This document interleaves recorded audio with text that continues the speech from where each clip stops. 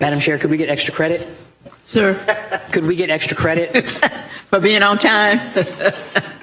I wish we could. 1, 2, 3, 4. We don't have a quorum, do we? We do, okay. Madam County Attorney, I'll turn it over to you for our first public hearing. Thank you, Madam Chair.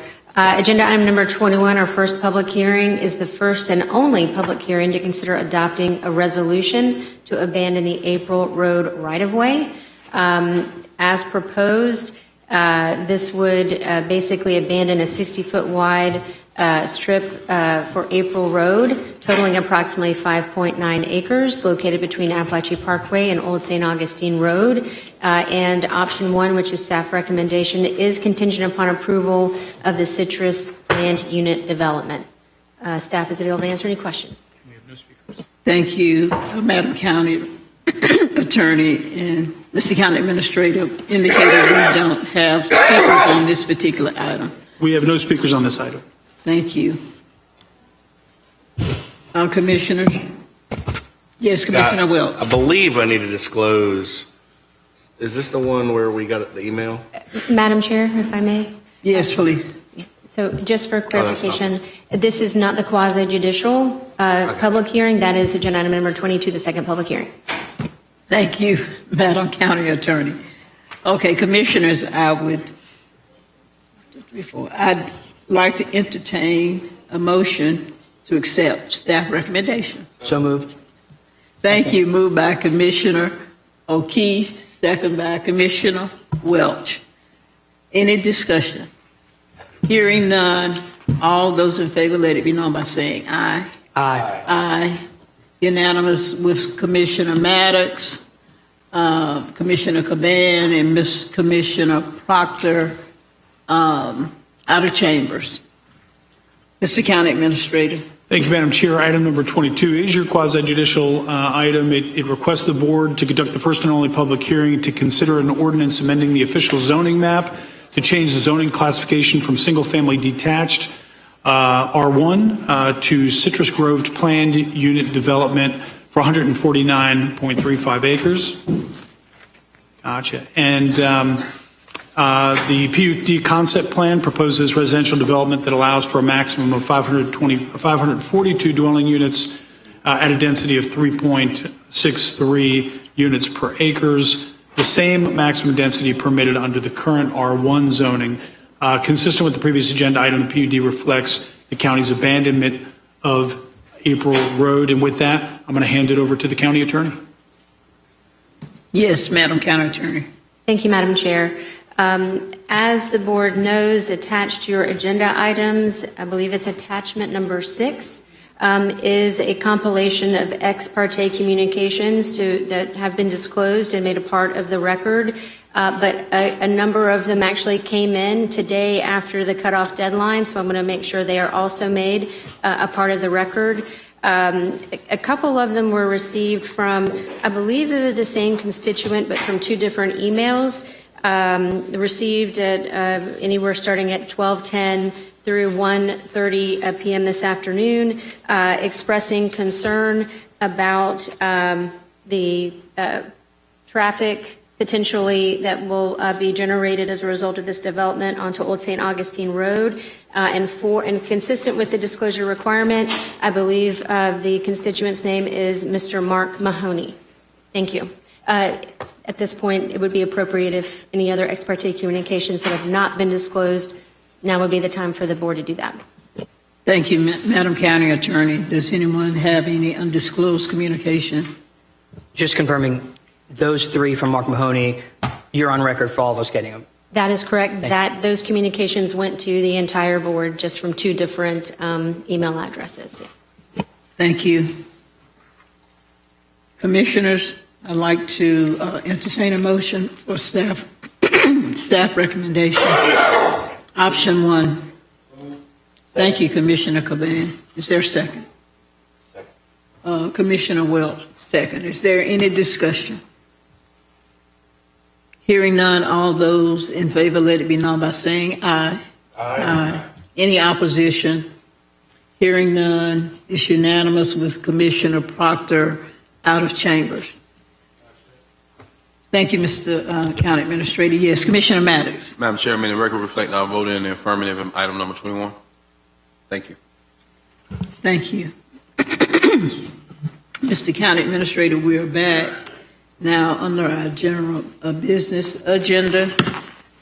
We were in the middle of the discussion. Yeah, I apologize, Commissioner Welch, but I'll Thank you. allow you to pick up where you left off. Thank you, Madam Chair. My concern, Commissioner Command, as I stated before we broke, was the mix between the unincorporated area and the city with the $1 million. The county administrator answered my questions about where the money was going to come from. So then my second concern is just I know that, from my understanding, you had 2 tornadoes that converged at Myers Park and then kind of ripped across the county to the west, to the east. And then there was another one, more southern part of your district. So I'm going to trust your judgment as the district representative on the best way to allocate this money. But I want to make sure that those folks in the city are as taken care of as we possibly can take care of them, not knowing what the city is planning to do. I did have one more question, though, which was, do we have a number of businesses that were impacted, Mr. County Administrator? I know we talked about the Department of Commerce. Matt, do you guys have any idea? The state runs a business damage assessment process, and we can certainly get those numbers, but I don't have those on hand right now. Okay. So, we're talking about 114 homes that are destroyed, 551 homes with major damage. Structures. So this could be what? Garages, carports, barns. Could be businesses or residential. So that does include businesses. Yeah, the total assessment does. Okay, so 114 structures completely ruined, 551 majorly damaged, another 500 or so partially damaged. So we're talking about over 1,000 impacted structures in the county. $1 million. I know it said a cap of $10,000 in your letter, Commissioner Caban. We're giving the county administrator the latitude to prop this up in the way that he best sees fit, because $10,000 is only 100 grantees at $1 million. That's not very much. You're going to leave 90% of these people out of this. So not that I'm advocating for more money, but I'm certainly advocating for as much flexibility. And again, I trust the county administrator's ability to do this. If there is a professional administrator of grant dollars better in the world, I don't know if there is one after COVID, right, in which we facilitated so much federal grant money. So I'm okay with it. Commissioner Caban, I want to commend you for the work you've done. I think you've represented your district as well as can possibly be done. I'd like to think, again, in the same vein, that if it had been my district that was wrecked, I would have been able to respond in kind. Simultaneously, want to thank our public works staff and our community media relations staff. Our county administrator called me, and I'm like, man, I ain't got much going on. Focus on them other parts of town. I know you guys have been working like crazy. This is, again, we can say unprecedented, extraordinary, any adjective that we want, but I think it's important for the public to truly understand just how well equipped Leon County is to handle these types of crisis, even in a very acute environment in which they happen literally overnight, literally within minutes, within 30 minutes. We fundamentally changed some of these corridors in a 30-minute period on Friday morning. And here we are, 72 hours or so later, 4 days later, and we are in a posture to really provide relief, even above and beyond what we've already done. So it really speaks to just how professional our Leon County emergency management staff is. I don't know if Kevin's still here, but yeah, there you go. Obviously, you guys do a great job. I feel privileged to work in an organization with you guys. You do such a good job. And I have complete confidence that this coming hurricane season, we'll be able to handle it as professionally and as well as we have all these other unprecedented moments. So thank you. I'm on board. Thank you, Commissioner Welch. Chair, on point. Commissioner Caban. Thank you. Just real quick on point. First of all, thank you for your support on this item. Commissioner Welch, it really does mean a lot. One thing I just want to clarify, this is not just for District 2. Like this is for Leon County unincorporated area. I want to make sure it's a point of clarification. I know Commissioner Proctor's district also took a beating. I know Commissioner O'Keefe's district took a beating. Not so much know if Commissioner Minor, your district was impacted as much. I'm sure it was the way the storm came in from the west. But I just want to make sure that's a point of clarification. So thank you, Commissioner. Thank you, Commissioner Caban. And I think the restriction, when it was clarified that unincorporated Leon County, it covers unincorporated Leon County, which goes across, like you said, not just your district. Commissioner Maddox. This will be brief, Madam Chair. Mr. Administrator, I have a fear, Commissioner Caban, that FEMA's going to act quick on this, and I'm not sure that we're going to be able to get our monies out before their monies start to come in. But I still think this is a good idea. So what I'm asking is if, in consideration, Mr. Administrator, if that money comes out at the same time, that you'll consider creating a program where it's gap funding. So the things that FEMA monies and other monies won't fund, that our monies will fund. That way, so let's say if we won't fund groceries, then we'll fund groceries. If we won't fund medicines, we fund medicines. But if those monies fund those things, then we start to move our monies around to things that won't be funded. That's if those monies come in at the same time or before. Thank you, Madam Chair. Thank you. Thank you, Commissioner Maddox. Commissioner O'Keefe. Thank you, Madam Chair. I have just a couple questions and then one comment. Would this require unanimous vote? I'm sorry, what was the question? Would allocating this million require a unanimous vote? I think majority vote, am I correct, Madam Madam Attorney? It was non-agended. Technically, it would normally be brought up under Commissioner discussion time, and since it's immediate action and not a request for an agenda item, it's policy it would require. But I believe what this board is doing right now is wrapping it up into an actual agenda item. Right. So arguably under the policy, it could go with the majority vote. Technically, maybe it should be unanimous, but. Okay. The eligibility was described as homestead or business. And then the description of things that typically would be covered are business damage, businesses, things that are insured or underinsured, food, medicine, shelter. Am I understanding homestead? Tell me what homestead, who that applies to. Is it primary residence owners, or is it renters, or is it everyone? Or Madam Chair, please. and obviously open to whatever additional direction the board has, but generally the way we'd approach this is not homestead, would just be individuals. So individuals, and it could be renters, could be homesteaders. Excellent. So this may not be as important to everyone, since it surprisingly doesn't need to be unanimous to allocate $1 million. But my issue is one.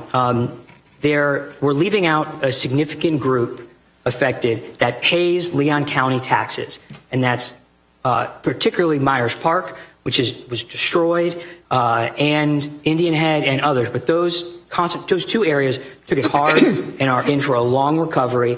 And when I was out there this weekend, words or pictures cannot describe what people are going through. And to think that they would be excluded from this program on the assumption that the city might do something, I don't think is responsible, since they paid into these taxes like everyone else. And let me remind you, that area got hit by 2 EF2 tornadoes that came together at their neighborhood and destroyed everything. And so I can't support, and I got so excited I skipped right into it. Actually, as Commissioner Welch said, Commissioner Urban is an example of fighting for his district. And I could not support this if I didn't get this funding for Myers Park and Indian Head and other areas damaged in city property who pay county property taxes like everyone else and should not be excluded.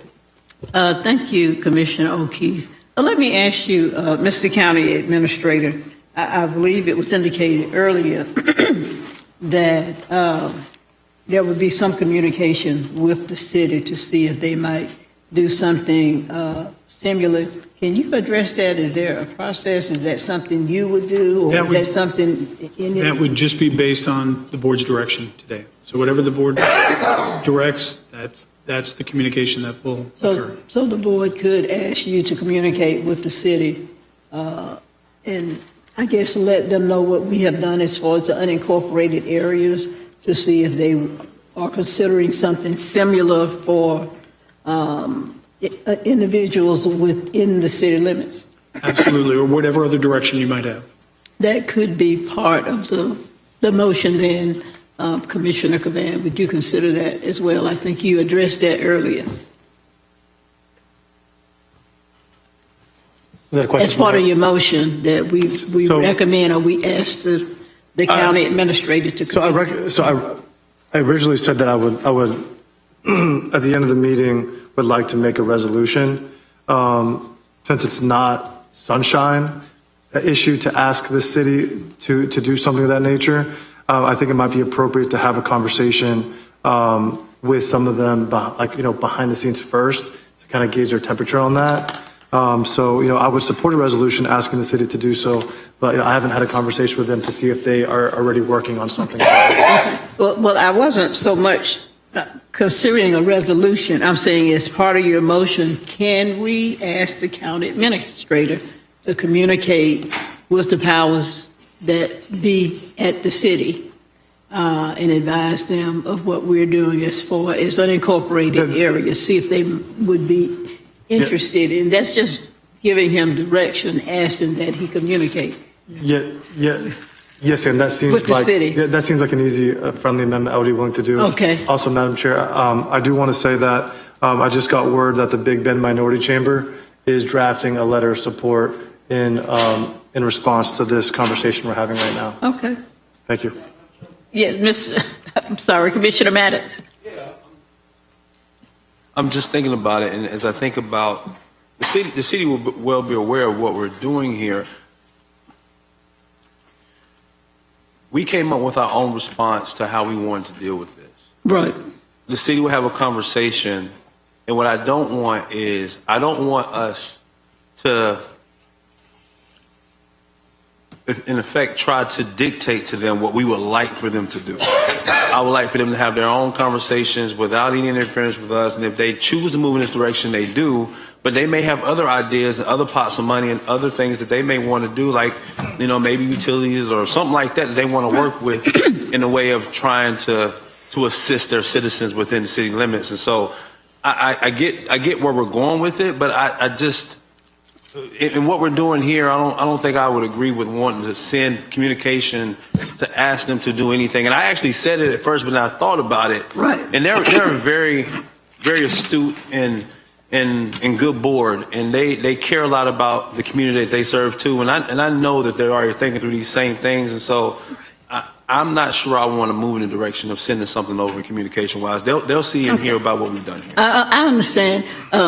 Let me just respond.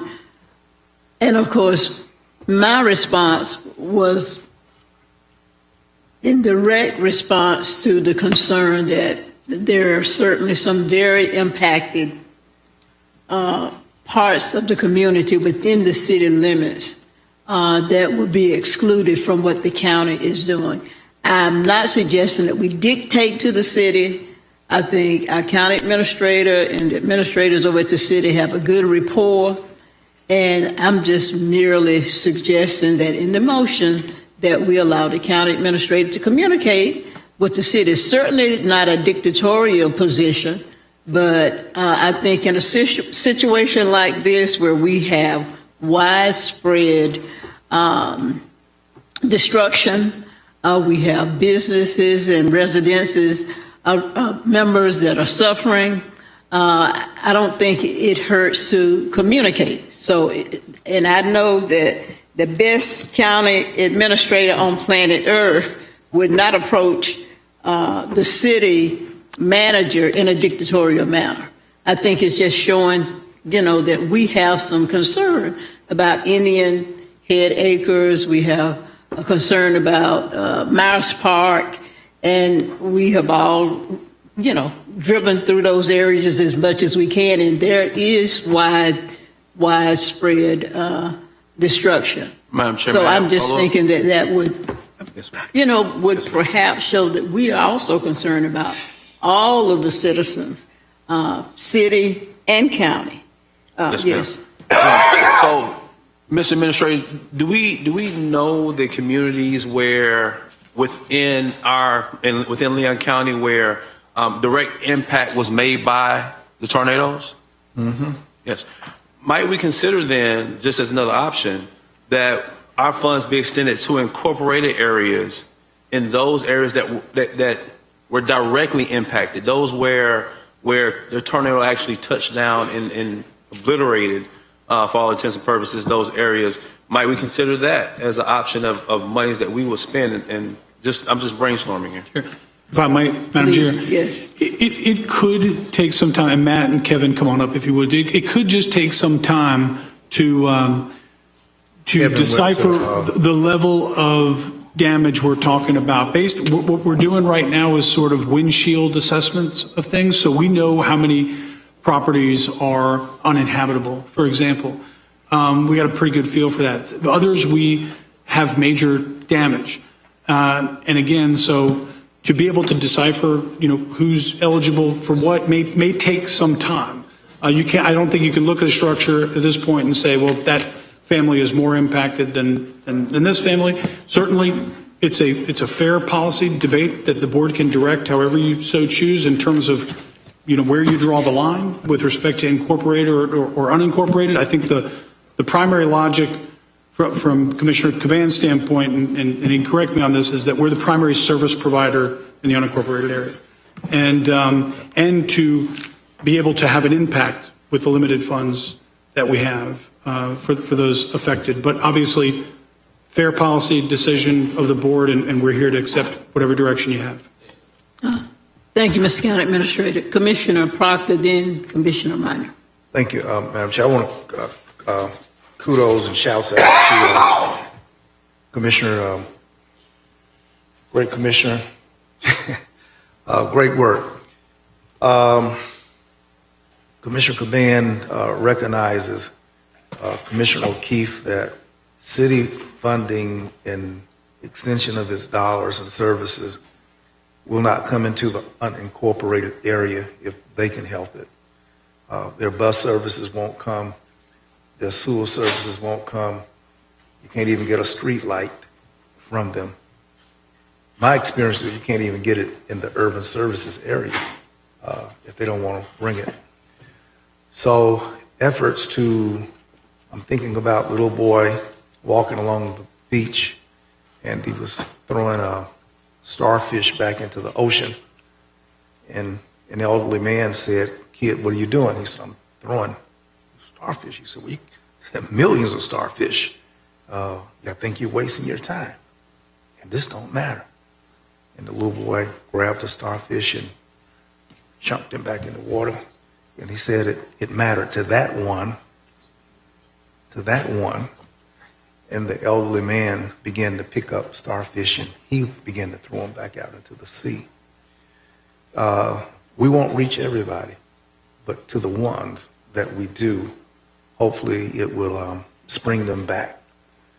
These catastrophes where people are uninsured and they don't have the resilience to spring back, it's a lot of people not going to make it back up to zero to go forward. They are sub-zero, no insurance,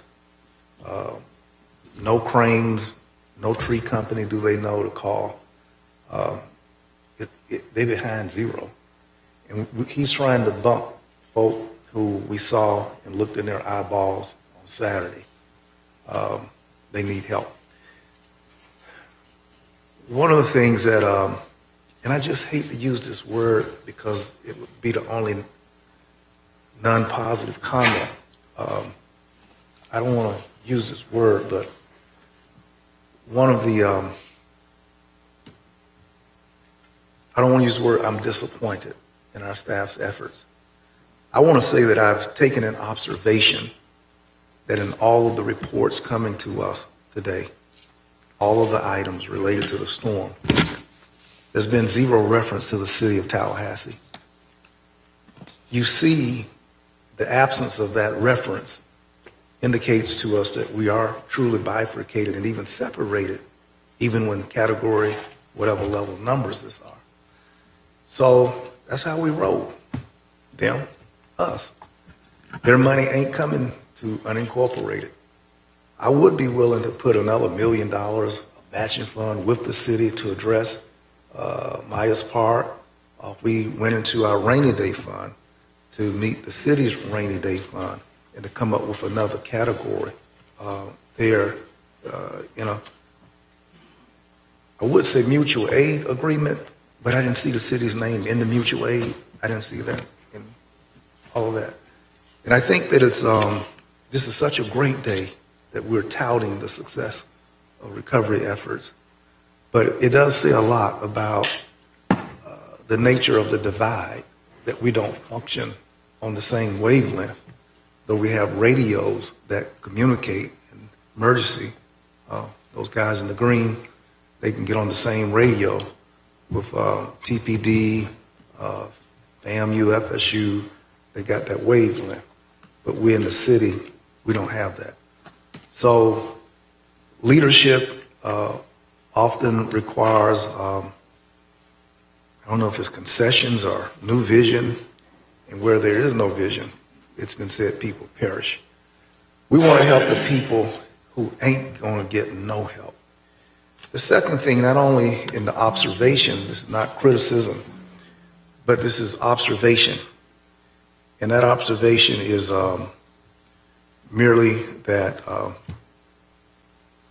aside from there being no collaboration with the city in this result, but the observation further that we are in this by ourselves. We're isolated on our own planet. And I want to thank Commissioner Caban for his I wanted to say, and I wrote so much, and I'm not going to say it, but I want to share with you, I'm going to share this and pass one down for me, please. With each commissioner, you pass this down. And I'll come back to this during our commission time. I'll share with you a resolution of request for the City of Tallahassee storm relief. And my hope is that, commissioners, you would read this resolution. And it's also a resolution of request for Talcon Electric Corporate storm relief as well.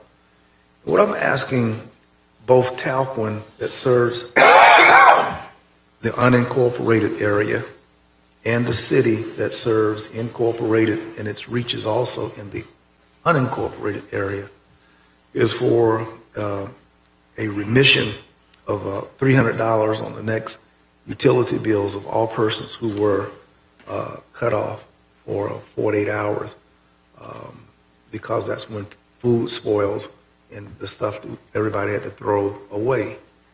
I don't know if this commission wants to seek humanitarian ask of those utility providers for what maybe is an act of God. But certainly my request, which I will bring up during, but in addition to the things that we're talking about, there are things that the city can do or in a much more powerful way.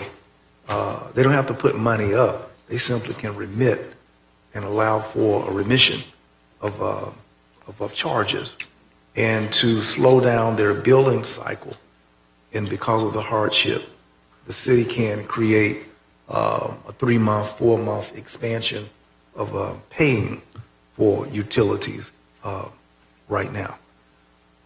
Finally, Madam Chair, what is the length of the emergency declaration? How long does your declaration extend? Did the governor declare a declaration, and how many days does his declaration cover? Mr. County Administrator. And I think I'll defer to the county attorney on ours. If you were asking about the governor's executive order, I think those are in 30-day increments, although those can be extended at his discretion if you were asking about the state level. How long is it? 30 days, I believe. 30 days, okay. Okay. I wanted to say, finally, that I appreciate so much when I heard Matt say that there will be no distinction in private road, public road. And Commissioner Van and I, we probably got more private roads and dirt roads and problems. So we're very, very happy that that distinction has been eliminated because the help for people who live on private roads down in Woodville and back out in is. And then to the extent that we talked about communicating, Matt, I think that we need street teams to, 211 Big Ben was awesome. People who, went to college and all like that and did real good.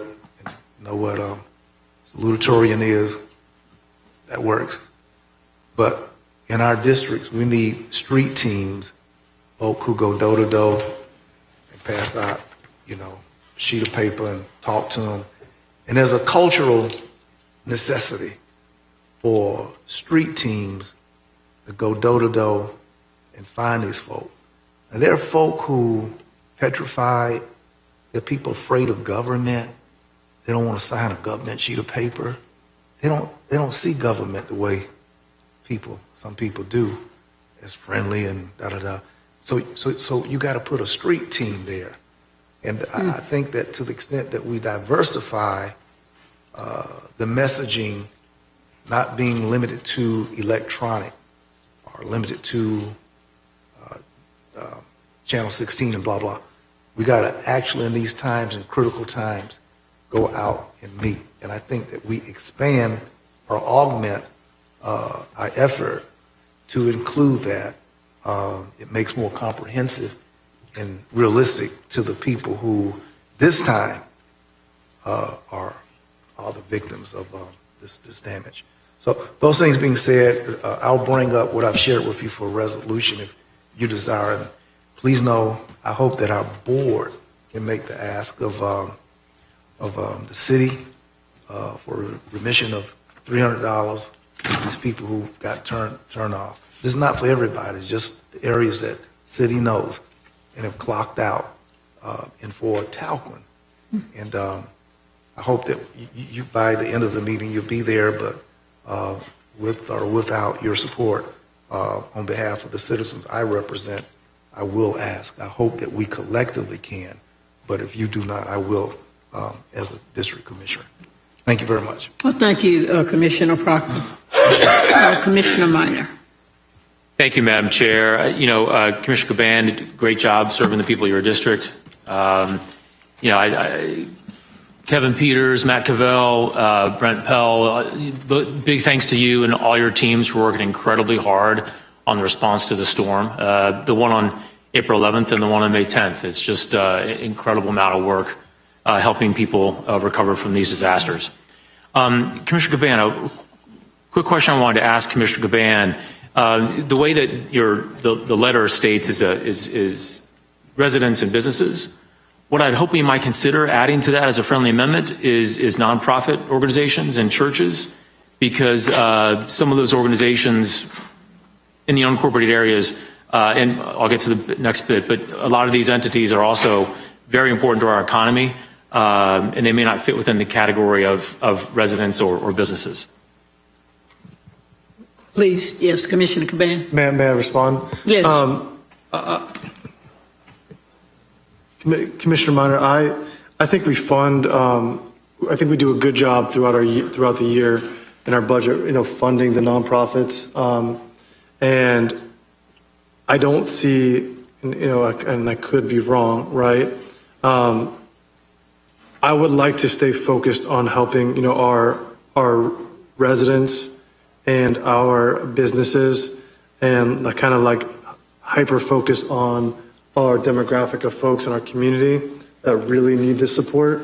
I'm not saying that our nonprofits don't need the support, but I have some comments about our nonprofits I want to bring up in commissioner time. Okay. My focus on this is people who need it. Thank you, Madam Chair. Okay. Thank you. And Commissioner Caban, I respect that. I would say that a lot of the nonprofits provide services to the folks that need it, but I get what you're saying. Let me move on to the next point. I agree with what Commissioner Waltz said about the unincorporated area and restricting the program just to the folks outside the city limits. The folks within the city limits pay the county property taxes just like the people in the unincorporated areas. And so I think there's a way where we can accommodate the folks that are needy, people, businesses, regardless of whether or not they live within the city limits or outside. One thing I want to kind of propose to everybody here is an idea that I think will work. You mentioned about a $1 million fund coming from the CAT fund. I would propose about a $1.5 million fund, so adding $500,000 to that.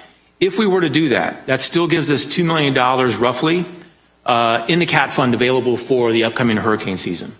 I wouldn't want to deplete the CAT fund entirely because we've got the hurricane season starting in 2 weeks. But if we were to... County administrators, am I... That doesn't consider our current obligations on the existing storm. Oh, it does? Yeah. It does? Yeah, so, yeah, that doesn't contemplate, again, our existing obligations under the current Gotcha. storm, which we would anticipate to be over $1 million. Gotcha. Okay. Okay. But if we raise this amount to 1.5, we can include the unincorporated area and the incorporated area, and then have a condition on this program such that if the city does decide to have a similar program, well, I don't think we can ask the city to provide it, but I know the city has been working really hard. The utility crews are working nonstop. They've got a city commission and mayor that are also trying to do everything they can to help people within the city limits. If they set up a similar program, our program would basically say you can only apply to one or the other. That way we don't duplicate funds, but then you have a program that's set up that accommodates the incorporated residents that we serve, that also makes sure that we don't have duplicate effort between the city program and the county program. I think that's something that could work. And I think it addresses the point that Commissioner Welch and I had, which is that the people that live in the city limits are still county taxpayers, and we still represent them. And so I just want to kind of get a sense from the dais here of what people would think. If Commissioner Caban would be willing to entertain that as a friendly amendment, I'd be happy to have him do that. Madam Chair, may I? Commissioner Caban. May I? Please. Yeah. So, I'm a deal maker, right? I want to get this done. I have a grave concern by us increasing the amount by 50%. We're now opening the door to a significant amount of more. I would do that if the amount was $3 million. But the problem is it's not a significant increase, in my opinion, for the demand in the city limits, right? Mm-hmm.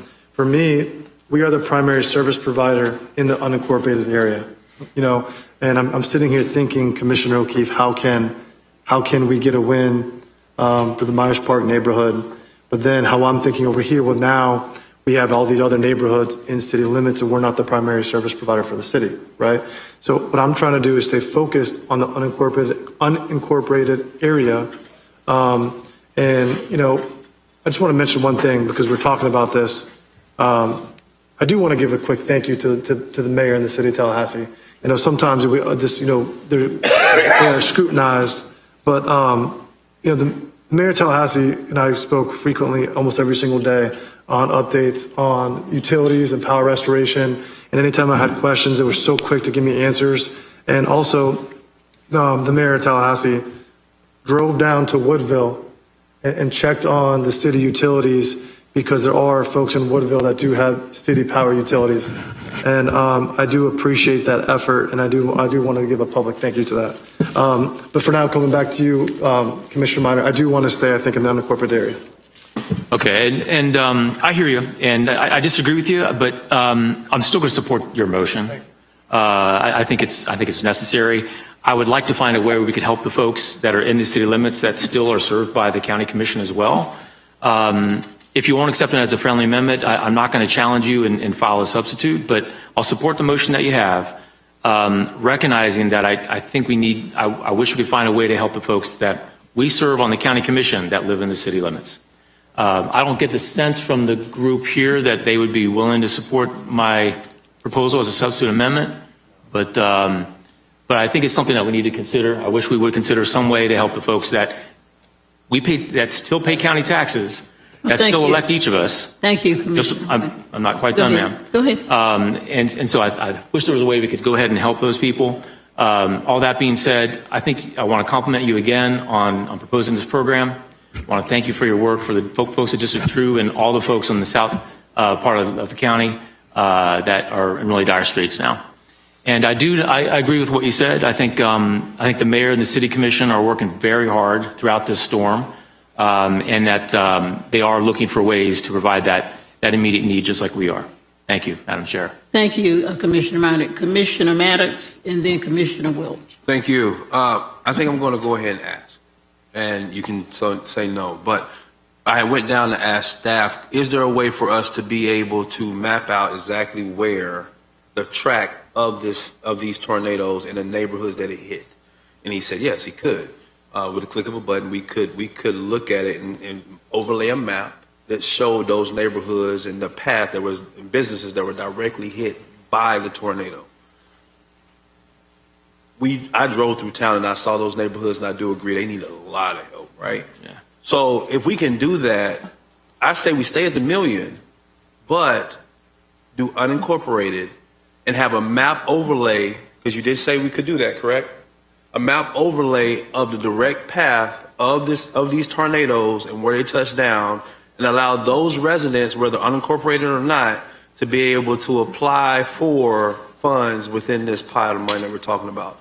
Would you accept that as an amendment? If not, I'm going to support the other one either way, but this is the way I think we could get those within, because even if the city puts together a program, those neighborhoods, man, the way they were destroyed. I don't, Yeah.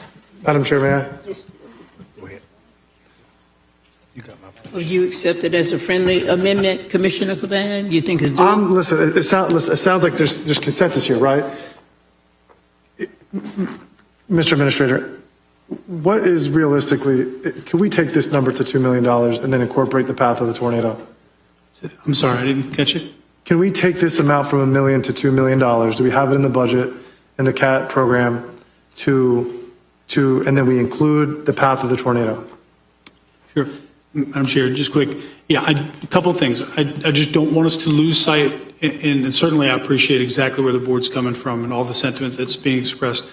I can't overstate enough or underscore enough, the real assistance here is coming from IA. The real assistance is coming from individual assistance from FEMA. I understand what we're trying to do here, but when it comes to moving the needle here, that's the real assistance. I understand that we're trying to bridge some gaps and that sort of thing, but I just want to underscore that given the sentiment here of people recognizing all the damage that's been done and to the community, that sort of thing, the real assistance is coming from FEMA and the individual assistance program. That being said, from a fiduciary standpoint, I just want to underscore to the board, of course, commissioners, we'll take your direction and we'll make it work. However, I need to underscore, again, we are at the beginning of hurricane season. We have already contemplated with just what we're talking about, we've contemplated, tapping into the CAT fund, pretty close to all of it. And we don't know what we've got yet obligated on this storm.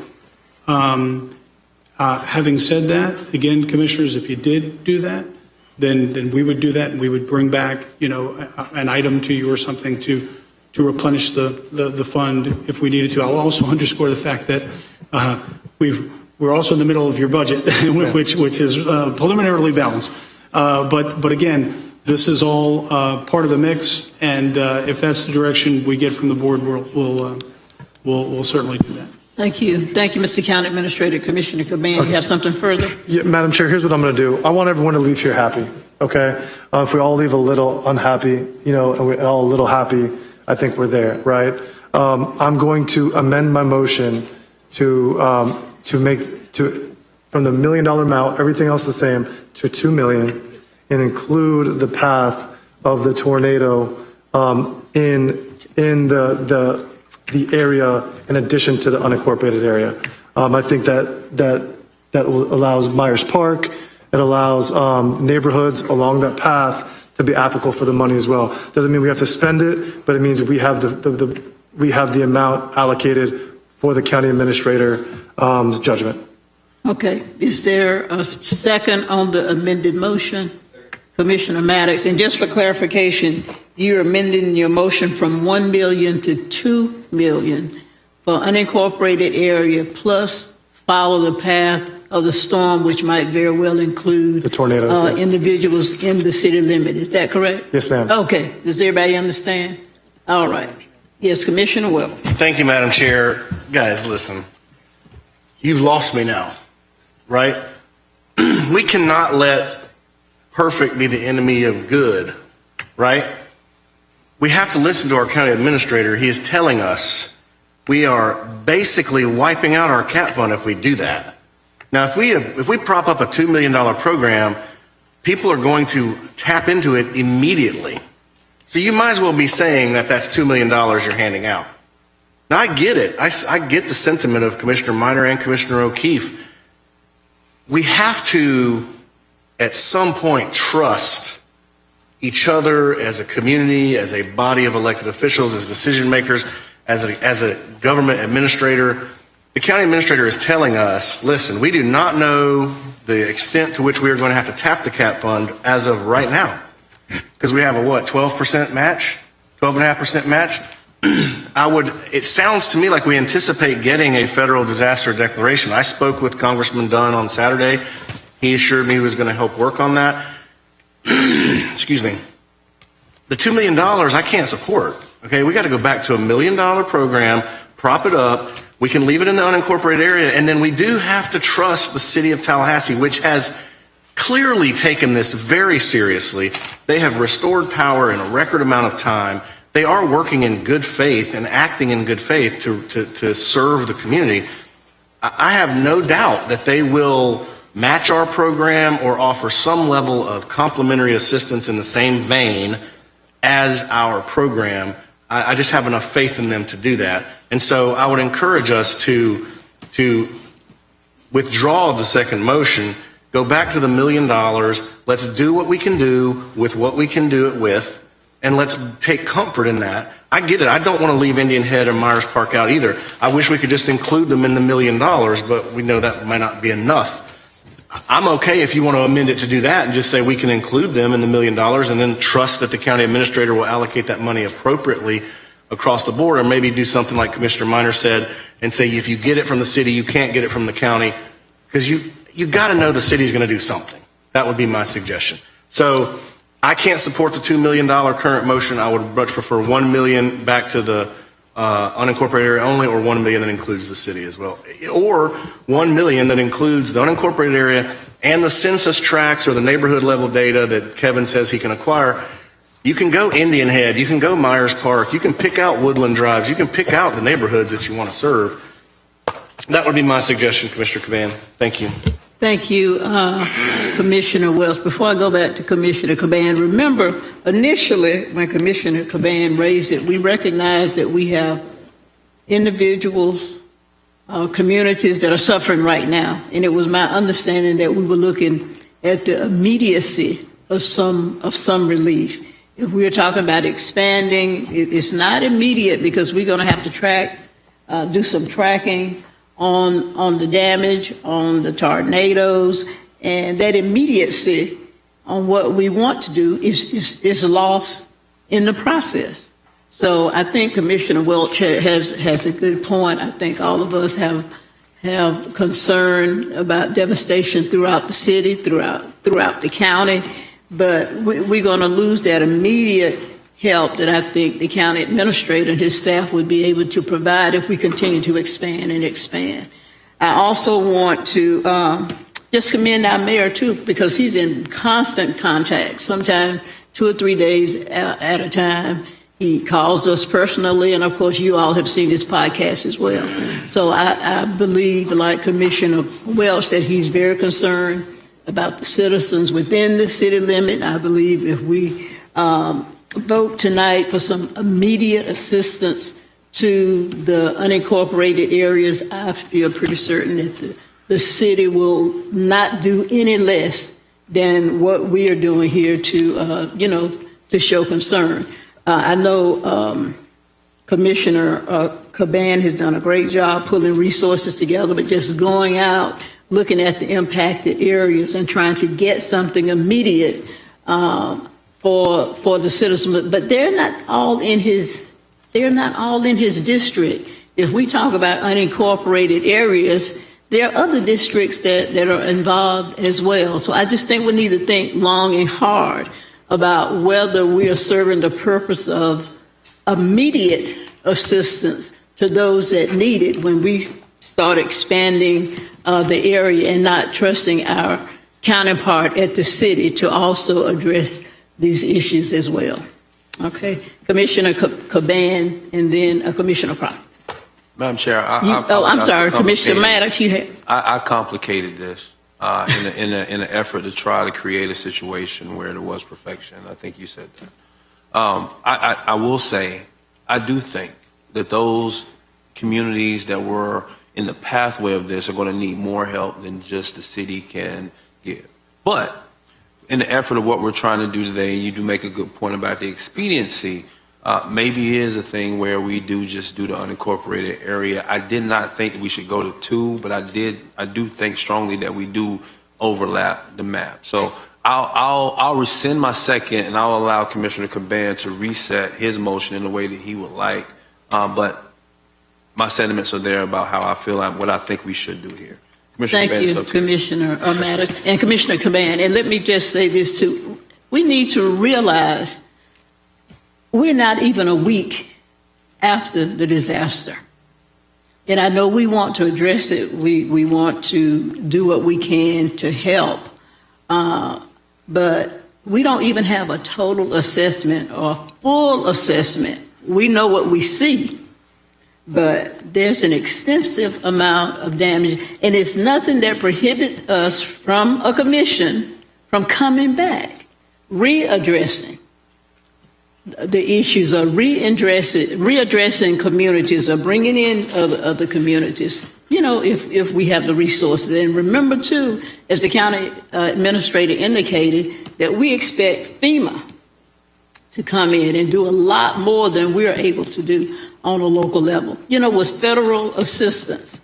So while we're trying to fill a gap now, FEMA might very well come in as well and address some of those issues. So this is not the final say, is what I'm trying to get us to understand. This is just an initial to try to relieve some of the suffering, some of the stress, but we can come back and readdress it. Okay, Commissioner Caban. Thank you, Madam Chair. So here's what I'm going to do. I was trying to make in a part, you said it well, Commissioner Welch, you said it perfect, and I'm trying to leave here where everybody's happy, and I'm going to just recenter on this mindset. Our primary focus is the unincorporated area. So I am going to take back to the original motion of a $1 million allocation for the unincorporated area for residents, who homestead and small businesses, and to give the county administrator authorization to work on a micro grant program. So that's the motion. Thank you, Madam Chair. Thank you. Just one quick clarification, Commissioner Caban, which you said residents homesteaded. You want to just make it individuals? And renters, yes, Okay. individuals. That's what I meant, sorry. Thank you. Okay, so the $2 million amendment is off the table. So we're back to the original motion. Okay. Any other discussion? Commissioner Proctor, and then we're going to vote. I was wondering what hindereth us from communicating with the city in a crisis.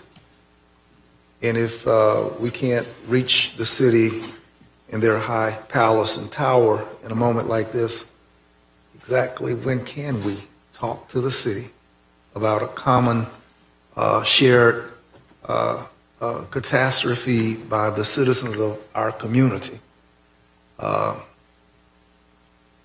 don't know how much pedigree you have to talk with the mayor, like jointly.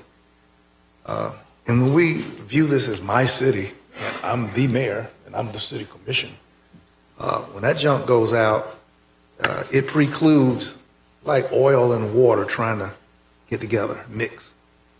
And this is not that time.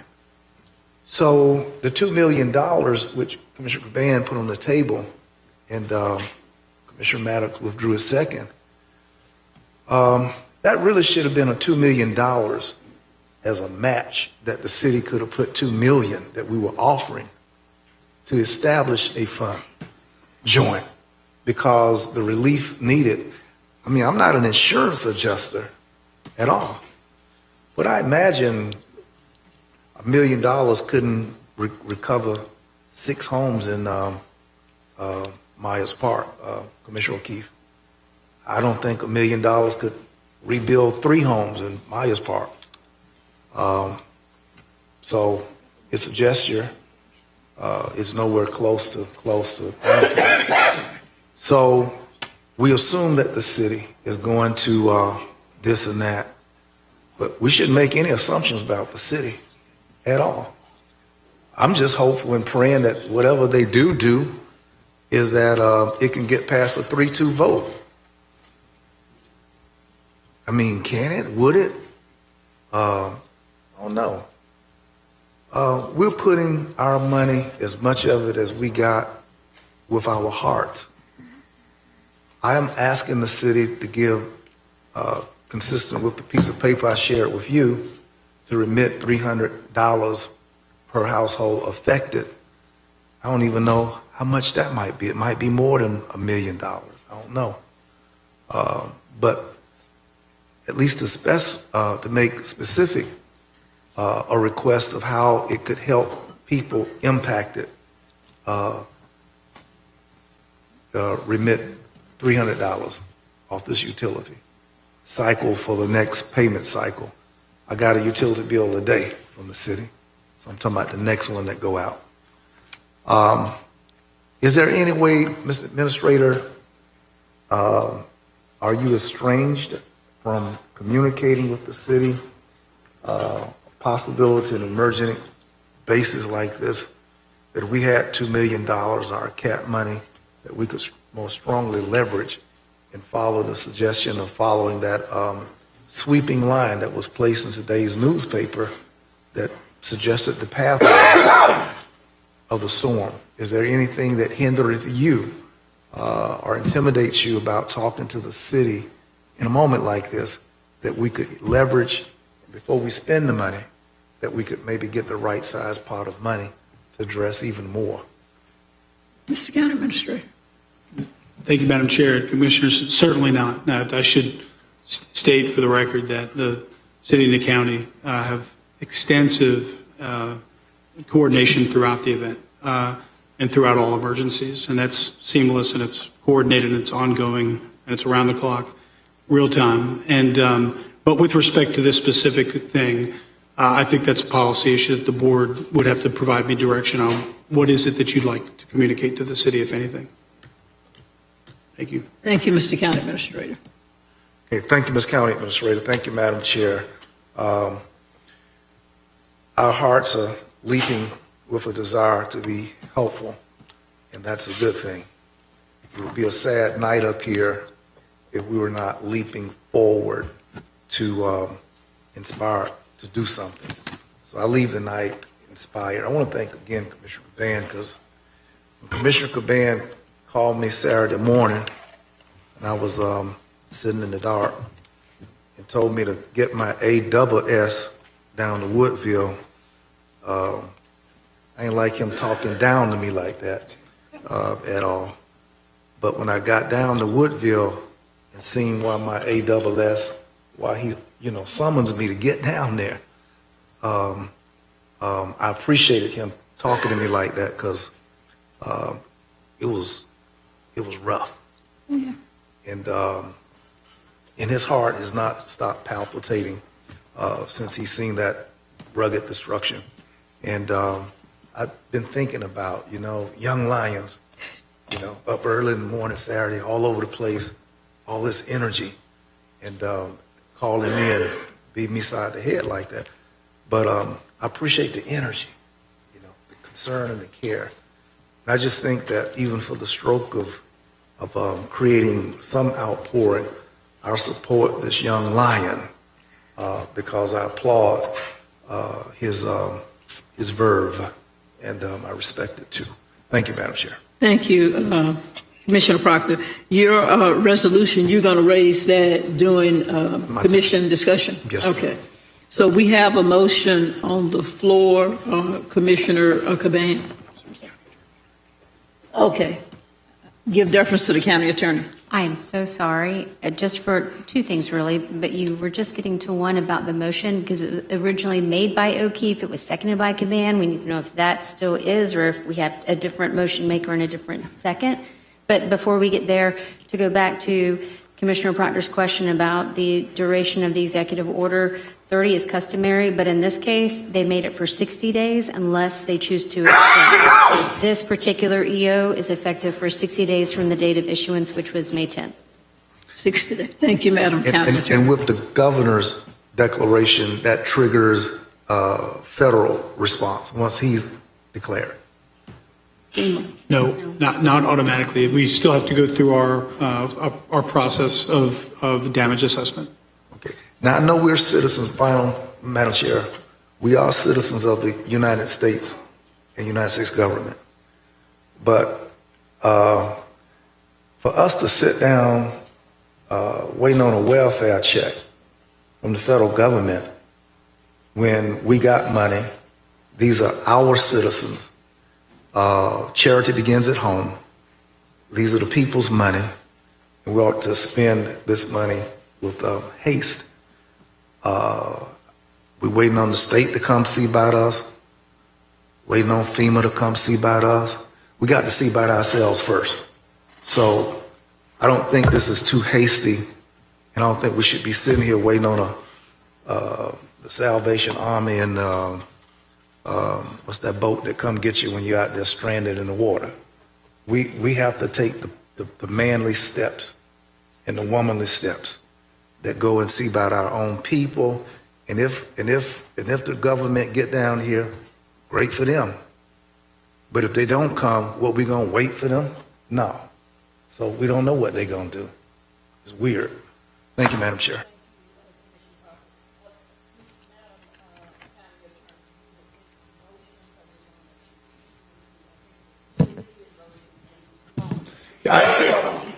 $1 billion motion. Right, I believe Commissioner Caban went back to his initial motion, but that motion was initially made by O'Keefe and seconded by Caban, so I just need to know if that's still correct in terms of... I made a substitute. The substitute was on the floor, and then I amended the substitute. To go back to the same motion. Okay, so who was the second for that one? Yeah. Thank you. So we are correct then at the original motion, the 1 million. Okay. I think we've had a lot of discussion about this motion. I think we all want to do what we can to render aid and assistance to our citizens that are suffering. I think we've all expressed our sentiment to our emergency management team, Mr. Peters and his staff, Matt Cavell, our county administrator, and certainly Commissioner Caban for all this coordination, Commissioner Proctor, and all the commissioners. I think we've all been out there. We've seen the damage, and we've passed out water, we've passed out food. So it's no question that we certainly recognize that our citizens are suffering, and we want to do what we can from an immediacy standpoint. So all of those in favor of the motion, let it be known by saying aye. Aye. Any opposition? Nay. One opposition. Thank you, Commissioner O'Keefe. One opposition. Thank you so much. We're going to move now to item number 16, Mr. County Administrator. Thank you, Madam Chair. Commissioners, this item seeks board consideration of a funding request from the Tallahassee Housing Authority in the amount of $175,000 for the Springfield Apartments Master Plan. The request would match funding allocated by the city as detailed in the item. Again, the Housing Authority is seeking to conduct this master plan of the Springfield Apartments, as you know, is in the city limits. THA is a special district established by the city.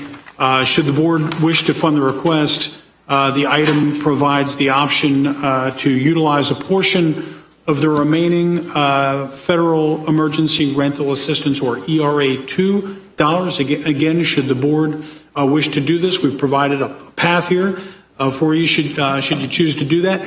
The reason, going back to Commissioner Proctor's concern and observation earlier, that it's board direction and not option one kind of a thing, is simply that the board previously pledged this amount, this funding source to a housing grant, which would provide construction dollars for projects like this through ERA 2. Again, a couple of things I note here. Unlike the Orange Avenue apartment complex, where we were able to provide millions, almost $6 million just from the county alone through ERA and ARPA and other program sources, federal sources. Again, really, and I say this as clearly as I can, the board should have no expectations of providing construction funding for this project absent federal funds. Again, we're talking about millions of dollars. The master plan is certainly one thing, and we do have the dollars to do that. I just want to set the expectations. However, we're going to aggressively seek federal funds for projects like this, and but just wanted to be very clear. It's a much different situation that we are in currently as compared to Orange Avenue. With that, again, should the board wish to fund the master planning, we do provide an option here for the board to do that by the utilization of the ERA 2 funds. If we get the HUD grant that we have these funds committed to currently, we'll of course bring back an agenda item and provide options to you at that point in time to make up the match. And with that, happy to answer any questions, commissioners. Thank you, Mr. County. Thank you, Mr. County Administrator. Do we have any speakers on this item? Not on this item. Thank you. Commissioner Welch. Thank you, Madam Chair. So, Mr. County Administrator, just so I'm correct, this is in the city, and they're asking us to split the cost of the master plan study, That's correct. and we already have that money allocated or at least set aside to try and get a HUD matching grant to actually build units, potentially with the ERA 2 leftover money? Potentially, it would be available for projects, either this one or projects like this one that would be, contingent on future board decisions. Okay. Of that project. Commissioners, Order? Isn't there a motion on the floor before discussion? I thought, do you need a motion? Yes. oh, I'm sorry, I apologize. I would move that option 2. Okay, so now can I? We don't have an option, it's board direction. I'm suggesting option 2. Oh, I see. Okay. Which Did is. you move that? It was seconded by Commissioner O'Keefe. So my concern is that this is not like Orange Avenue. This is, the county administrator is telling us that, yes, we can afford this, but if we do get a HUD grant, we're going to have to come back and find another way to fund the match. And really, the city should cover this full freight, frankly. Now, because we were involved in Orange Avenue, they want us to be involved in this one. I mean, I'm not cemented into the ground on this one. I mean, I'm willing to take the board's direction, but since we needed a motion, To discuss. yeah, that's kind of where I would be. But I'm open to whatever you guys want to do on this one. But that's my sort of inclination based on the information that we have. Thank you. Thank you, Commissioner Welch. Commissioner Maddox, and then Commissioner Proctor. Thank you. Mr. Administrator, if we were to, first of all, substitute motion that we would approve funding. Mr. Option one. Thank you. Okay. Mr. Administrator, if we were to win the grant, as I understand it, if we were to win the grant, that we could match up to the maximum of the grant or something short of, but this money is more immediate now, correct, Mr. Administrator? That's correct. All right. So here's the thing. I get where you're going, Commissioner Welch, on it. When we went, and you said it's not like Orange Avenue, but in essence, it's a lot like Orange Avenue in that if you went by Alabama Street, Joe Louis Apartments, or Springfield Apartments, and you saw the condition in which those dwellings are, it is about the same, if not worse, than what Orange Avenue is. master planning and us being able to give funds towards that would allow us to move down the road on what the next phase looks like. Now, the administrator has said that we will look for federal funding in order to help them with the construction, not from our own funding, which I hear, and we can move in that direction if that's where we're going to go. But this matching that we're doing, I think, is important in our partnership as we move forward. And again, I understand exactly where you're coming from on it, but I do think this warrants us being able to match with these funds that we have that can match this program. So I'll be supporting the substitute motion. Thank you. Thank you, Commissioner Mattis. Yeah, okay, on point. Thank you, Madam Chair. Yeah, I hear you. I mean, when I said not like Orange Avenue, I meant from a funding mechanism. Ultimately, and that's what the county administrator is telling us, this is not going to be like Orange Avenue in terms of our participation from a funding perspective. And that's why I feel like this is kind of the city's deal. The city's asking us to cover half the cost here because they're conflating what we did with Orange Avenue with this. And it's like, okay, well then are we setting a precedent now that we're going to carry some freight when it comes down to doing a full redevelopment through HUD like we did with Orange Avenue? So, like I said, I'm willing to roll with you on it. I trust your judgment, and like I said, I just feel like prudently we're kind of setting a precedent. Thank you. Thank you, Commissioner Welch. And let me say, I'm sorry, Commissioner. Thank you, Madam Chair. Mr. Administrator, do we have anything that's the equivalent of equal to the city's CDBG fund? Madam Chair, no, a couple of things. The city is an entitlement community, so they do not have to compete for their CDBG funds like we do. CDBG, the federal government recognizes urban cities as, again, the service providers in these areas, so they have a direct allocation of CDBG funds for projects like this. And I'm not saying that those funds are sufficient to cover all of these costs or anything like that, but it's just a distinction that we're in. Again, we generally receive SHIP funding for major and minor rehab grants and that sort of thing. But yes, we do not receive direct entitlement funds. So this is not a real sacrifice on the city's part in that their source of funding coming out of the CDBG. We're giving ham and they're giving eggs in this experience because theirs is CDBG money. How close, in your professional judgment, how close is Commissioner Welch to correct in saying that the city should be 100% covering this, in particular CDBG being their source of funding? I think, Madam Chair, I think nobody could argue that Commissioner Welch is always correct. In his classroom. And on the dais here. That's not true. It's really, again, what I can tell you is, again, what the city is and how they're classified and how they receive CDBG dollars.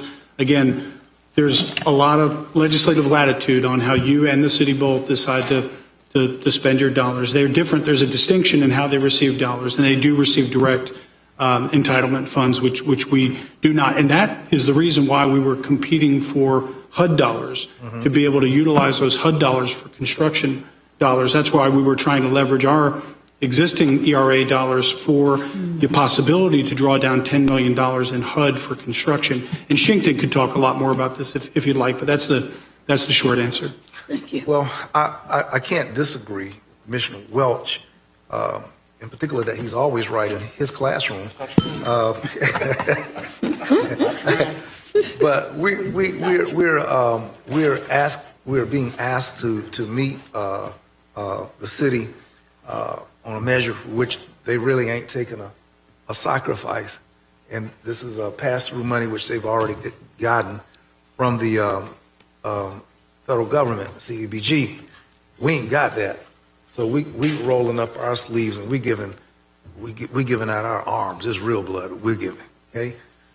Nevertheless, I am so fascinated, so elated with the work of Ms. Tawana Thompson from Tallahassee Housing Authority. Wave your hands in there, Tawana. And she and Ms. Williams out there have done a phenomenal job. And based upon what my eyes have seen, the transformation of Orange Avenue at the beginning of when we out there kicking dirt, all like that, and Secretary of HUD coming down, Secretary Marcia. And then the walkthrough, since some of those units have been open, and I didn't even know that it was going to come with a swimming pool. I had to put my application in. Very nice. And then for what this project, this is a very voting exercise. And what they're going to do with this next project is going to be greater than what they have shown. That was just a warm-up. That was like the JV over there. But the varsity effort is coming. And now that they have that experience and have shown us how turnkey operation works in housing, we cannot get a better bang for the dollar than this 175 on what Ms. Thompson and Ms. Williams can bring down. And we have the proof to show they know what they're doing. It's on time. It's well done. And everything that they've told us, they have not had to come apologize and said that we overpromised and under-delivered. No such thing. If anything, they've exceeded every expectation. And for that reason, Commissioner Maddox, you made a motion for option 1, so I'll be supporting. Yeah, approval. So I'll be supporting the motion that Commissioner Maddox. And I encourage all of you, let this not be a 3-2 vote, but let us have a unanimous vote on this. Thank you.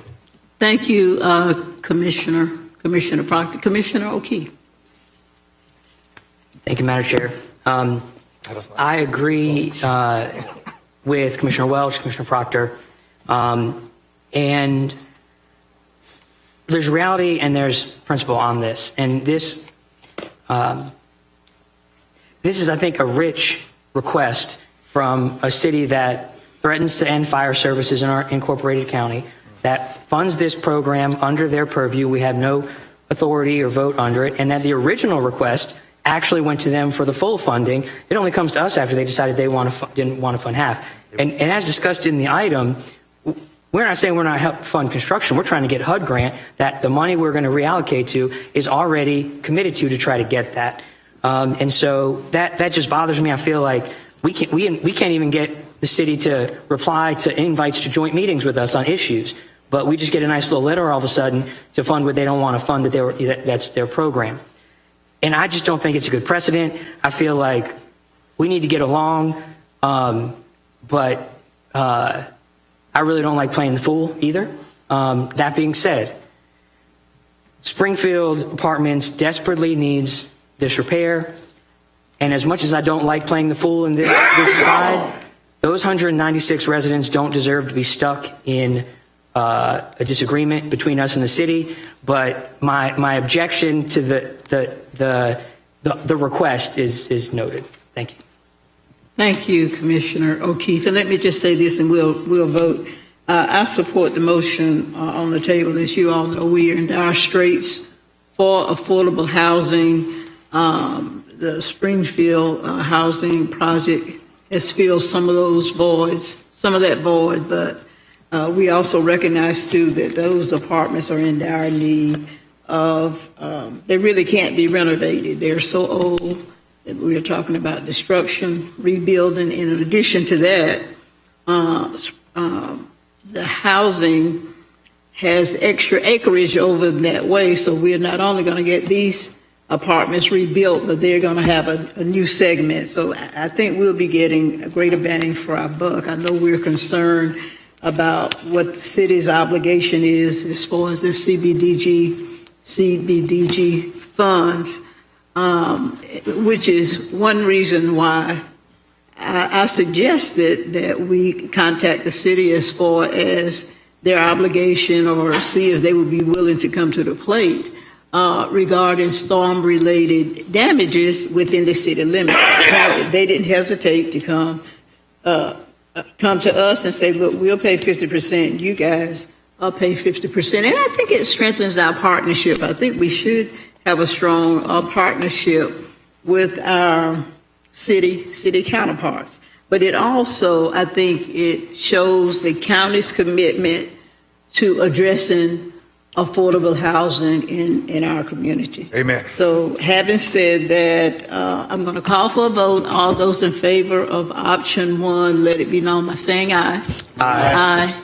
Any opposition? Hearing none, it passed unanimous. Thank you so much, Mr. County Administrator. Thank you, Madam Chair and Commissioners. The next two items may be a little bit more straightforward. You've had some heavy lifting already tonight. I would have normally had these on the procurement section of the consent agenda. However, just because of the amount of them, they're here for your consideration. Item number 17 seeks your approval of the bid award for the main library second floor improvements to Omnicorp, the lowest responsive bidder, in the amount of 1.5. Move staff recommendation. Second. All right, any discussion? Discussion. Commissioner Proctor. I didn't see where Commissioner Caban and my picture were going to go up on the second floor, and I've been looking for it. We're saving your picture for the courthouse. I believe it's I mean, the for bathroom. I got one in the courthouse. I'm I need sorry, one down for this the ladder. Would anybody like to amend their motion? Fairground. Caban and I want our pictures up on the second floor, so I'm just saying this could be strengthened a lot with our photos. That would double the price tag, Commissioner Proctor. Committee jokes. Okay, seeing no further discussion, all those in favor of the option on the table, say yes. Yes. Yes. All opposed? All right, I say yes as well. So unanimous, and Chair Cummings is out of the room. All right, Mr. County Administrator, you want to go to the next one? Thank you, Mr. Chairman. Item number 18 is a supplemental local agency program agreement between Leon County and the Department of Transportation for a bid award for the construction of the Miccosukee Bridge replacement project. You've already approved the LAP agreement previously. The costs went up, so our proportion of funding, FDOT is funding this 75%. We're the other 25%. Our additional amount, which is what requires the supplemental agreement, is $270,000. We're recommending that you approve this, and we have no speakers on this item. Move staff recommendation. All right, we have a motion by Commissioner O'Keefe, second by Commissioner Caban. Is there any discussion? Are there any speakers, Mr. Administrator? I'm sorry, any speakers? No speakers on this item. I'm amateur here. Any discussion? Yes, Commissioner Maddox. First things first, I want to congratulate you on leading your first motion and getting through it. Well, thank you. It was a little bit discombobulated, but we'll get better. It went through without a hitch. Oh, that was very sweet of you. Yeah. I want to thank staff for all the hard work on this and look forward to it. I just want to make sure that in front of all these folks here that as we do stuff around the Greenway, that we are creating something that will allow for the use of it to continue. That we're not putting too much traffic through there. That we're really conscious of the fact that people are walking and biking and horseback riding and keeping that nature type course there for folks to be able to enjoy without having to worry about the safety issues that come along with further infrastructure going into it. Thank you, Mr. Vice Chair. Oh, yes, sir. Any further discussion? All right, we have a motion by Commissioner O'Keefe, seconded by Commissioner Caban. All those in favor signify by saying aye. Aye. Aye. All opposed? All right, I'm an aye as well, so passes 6-0 with Commissioner Cummings out of the room. Hey, man, I'm just Thank you, Mr. Chairman. This item seeks the board appointment of, item number 19 seeks board appointment of 2 commissioners for the Value Adjustment Board and the appointment of Mr. one Chair, of these I move commissioners. reappointment of those commissioners that are currently serving. Second. We have no speakers on this item. Okay, no speakers. We have a motion and a second. Motion was Commissioner Maddox. Second was Commissioner Minor. Any discussion? Seeing none, all those in favor signify by saying aye. Aye. All opposed? I'm an aye as well, so 6-0. Commissioner Cummings out of the chambers. Mr. County Administrator. Thank you, Mr. Chairman. Item number 20 seeks the board's full appointment or board's consideration of an appointment of citizens to the Leon County Educational Facilities Authority, the Leon County Minority, Women, and Small Business Enterprise Committee. Option 1 requests that you appoint 1 citizen, Parker DeWitt, to the EFA for the unexpired term ending July 31st. And option 2 seeks your appointment of 1 citizen, Carol Rippey, to the Architectural Construction and Engineering seat of the MWSBE Committee. Madam Chair, I move options 1 and 2. No speakers on these items. The Madam Chair is going to allow me to just close this thing out like Mariana Rivera. We moved through like the whole agenda while you were gone, Madam Chair. We did finish it. I mean, really. So we have a motion, and who's the motion? He was the motion, I was the second. I was Okay. going on Raleigh Fingers. Oh, Raleigh Fingers. I got to get a better mustache. We have a motion and a second, and Commissioner O'Keefe in discussion. Thank you. The thing I want to point out and ask a question maybe for clarification, the professional we're appointing to the architecture, construction, engineering seat on the MWBE committee is Carol Rippey. We just awarded the library contract to Omni, something that is owned by David Rippey, and I don't know, I just looked into it. It appears it's possible that those are children of the person we appointed, and there was no checkbox, there was no disclosure where it says a relative or a kid, relative, and so on. And I just want to make sure we know that this is not a conflict that we need to address and just confirm and maybe bring back in the next meeting or what. I just want to be careful about that. I noticed the names were the same, and I unfortunately did a lot of Googling, so I don't know this for sure. Mr. Administrator, can you clarify? Chairman, and to be perfectly honest, I don't know if that was disclosed or if that was checked in the process. I'm not seeing that it was, but if we can go back, like you said, Commissioner, and check, and if there is a conflict, we'll certainly bring that to your attention and bring that appointment back to you. Thank you.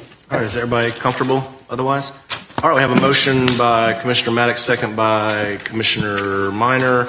All those in favor signify by saying aye. Aye. All opposed?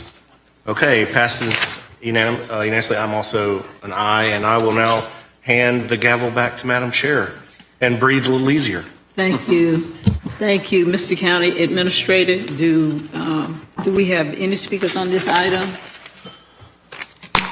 Madam Chair, we are now, let me see here, yes. Sorry, Commissioner Welch went so fast, I have to keep up with the technology. No, we're now on citizens to be heard on non-agenda items. Do you have a presentation that you'd like to be made prior to on this item? Yeah, I think it may be helpful if the board would like. We have several speakers here to speak on the same issue related to the Miccosukee Greenway. We did receive a letter which the board, I know the board received, raising some concerns. I think it might be helpful if you hear from Artie on this issue, come up and talk a little bit about it, and maybe it just may be helpful in addressing some of the citizens' issues that come up. So Artie White, again, I know you've received the letter and you've provided an email response to the board, and certainly if you could provide a brief presentation, then we'll go right to the citizens. Absolutely. Thank you, County Administrator, Madam Chair, Commissioners. We did receive the letter from the Friends of the Miccosukee Greenway and kind of a couple of points of clarification addressing some of the concerns raised in that letter. First, I'll note that part of the letter expressed concern about roadway crossings on the Greenway. And for context, I'll note that prior to the existence of the Greenway, there were 4 access easements that's reserved right-of-way crossing the Greenway were put in place. They were put in place by the landowner prior to conveying the land for the Greenway. So predating the existence of the Greenway, these roadway accesses were put into place. They're recorded in the deed of the property, and then they're subsequently, because of that, reflected in the comprehensive plan and in the management plan for the Miccosukee Greenway. So just kind of for context, just note that those roadway crossings predated the Greenway. There was concern expressed in the letter about the protection of the designated canopy road. Just kind of want to provide a little bit of clarification. We do have substantial protections for canopy roads in place, acknowledged in the comprehensive plan, codified in the land development code. The protection takes the form of what we call the canopy road zone, and that is 100 feet from the center line of the canopy road kind of outward. So that area is the canopy road zone.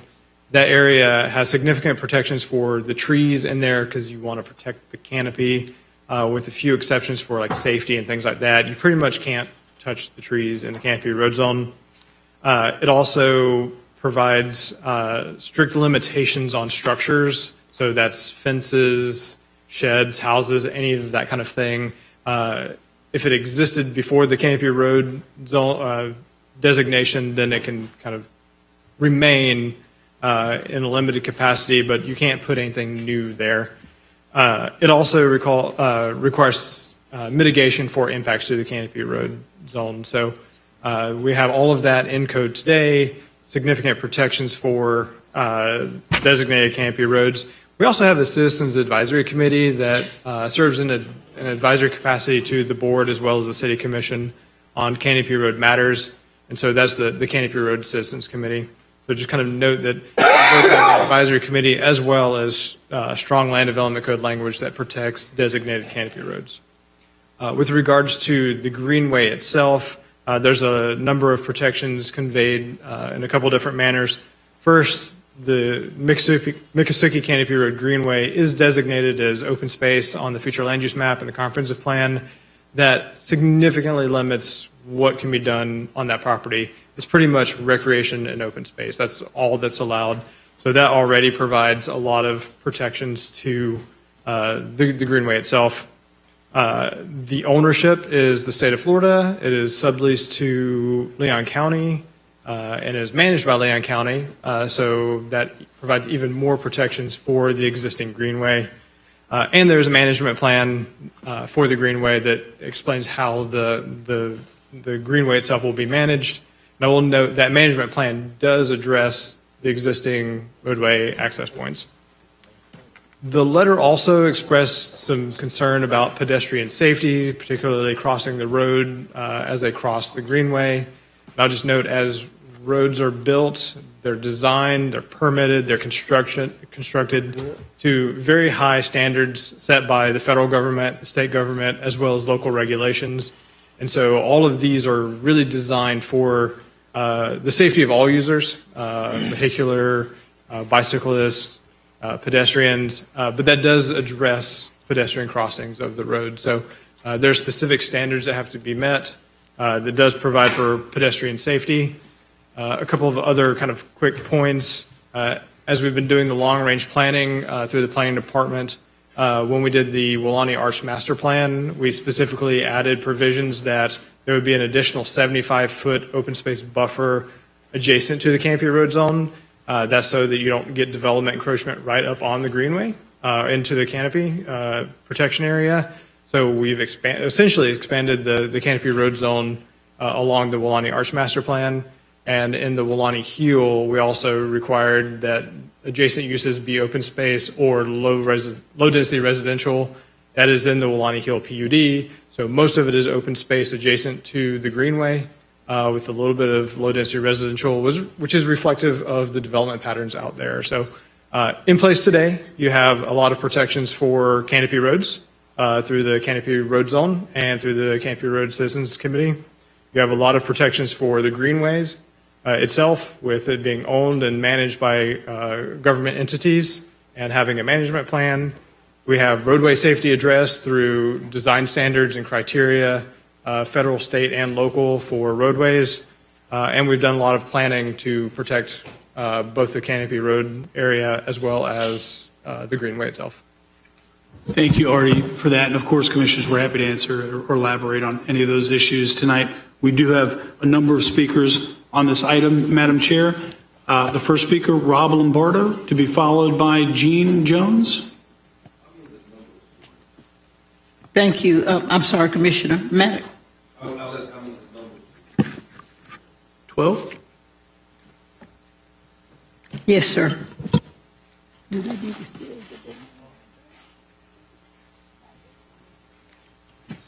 Thank you. Will you give your name and address? Good evening, Madam Chair and Thank you. Commissioners, and also Mr. Long.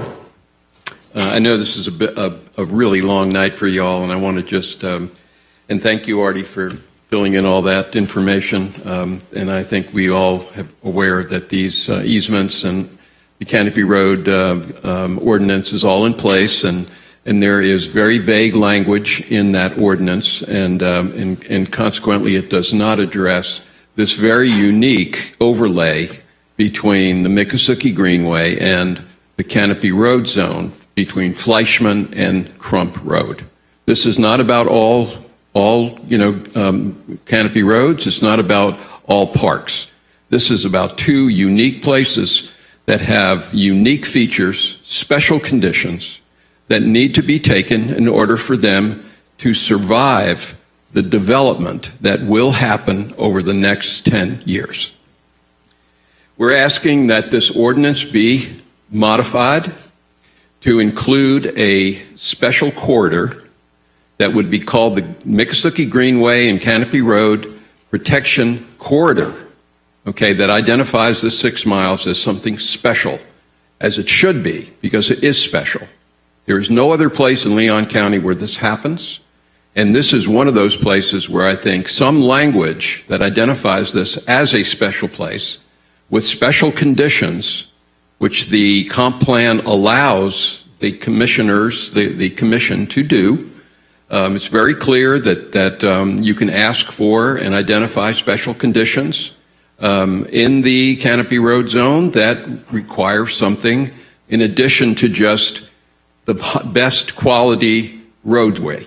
Okay, now I know Artie is, covering all the bases here, but I don't know of a place where we give greater protection to vehicular operators than we do to walkers, equestrians, and others who use this park. We're also asking that the commercial road crossings that are actually approved in those 4 easements, that they actually have to meet some standards that have to reduce the speed and the speed of traffic, number one, and also the design of those roadways so that they meet the same kind of character that the Greenway and also the Canopy Road has provided to Leon County for all these years. I appreciate your help, and we're just asking for you to think about this and give us some ideas on how we can do it. Thank you. Thank you. Gene Jones, to be followed by Sue Noyes. Gene left, and he's going to mail this. Great, thank you. Sue Noyes, to be followed by Nancy Stevens. Good evening. Thank you for this opportunity to speak before you. I'm Sue Noyes, Vice President of Southern Trail Riders. We have been involved with the Miccosukee Greenway since it was an idea. Excuse me, can you pull the mic down so we can hear you? We want to hear you. There you go. Thank you. We have been involved with the Miccosukee Greenway since it was an idea and helped it come into fruition as the premier greenway in the Tallahassee area. We also created the trail system that exists. Greenways are for people to enjoy and for the preservation of natural areas. This greenway was envisioned to become the equivalent of what Central Park is to New York. If we must have roads through it, we need a way to regulate what type of road will be acceptable, as well as the type of intersections to be utilized for the safety of citizens using the Greenway. I ask for your support in creating a Miccosukee Greenway and Canopy Road Protection Corridor for the full 6-mile length of the Greenway, which will provide a way to be sure roads are amenable to a conservation area and are not traditional roads. Thank you very much. Thank you. Nancy Stevens, to be followed by Ann Bidlingmeyer.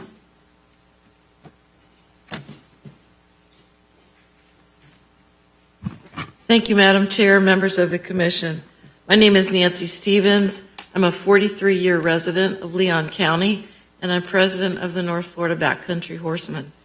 Like Sue Noyes indicated, equestrians were the first users of the Miccosukee Greenway. We actually helped the county staff plan, flag, and construct the trail out there.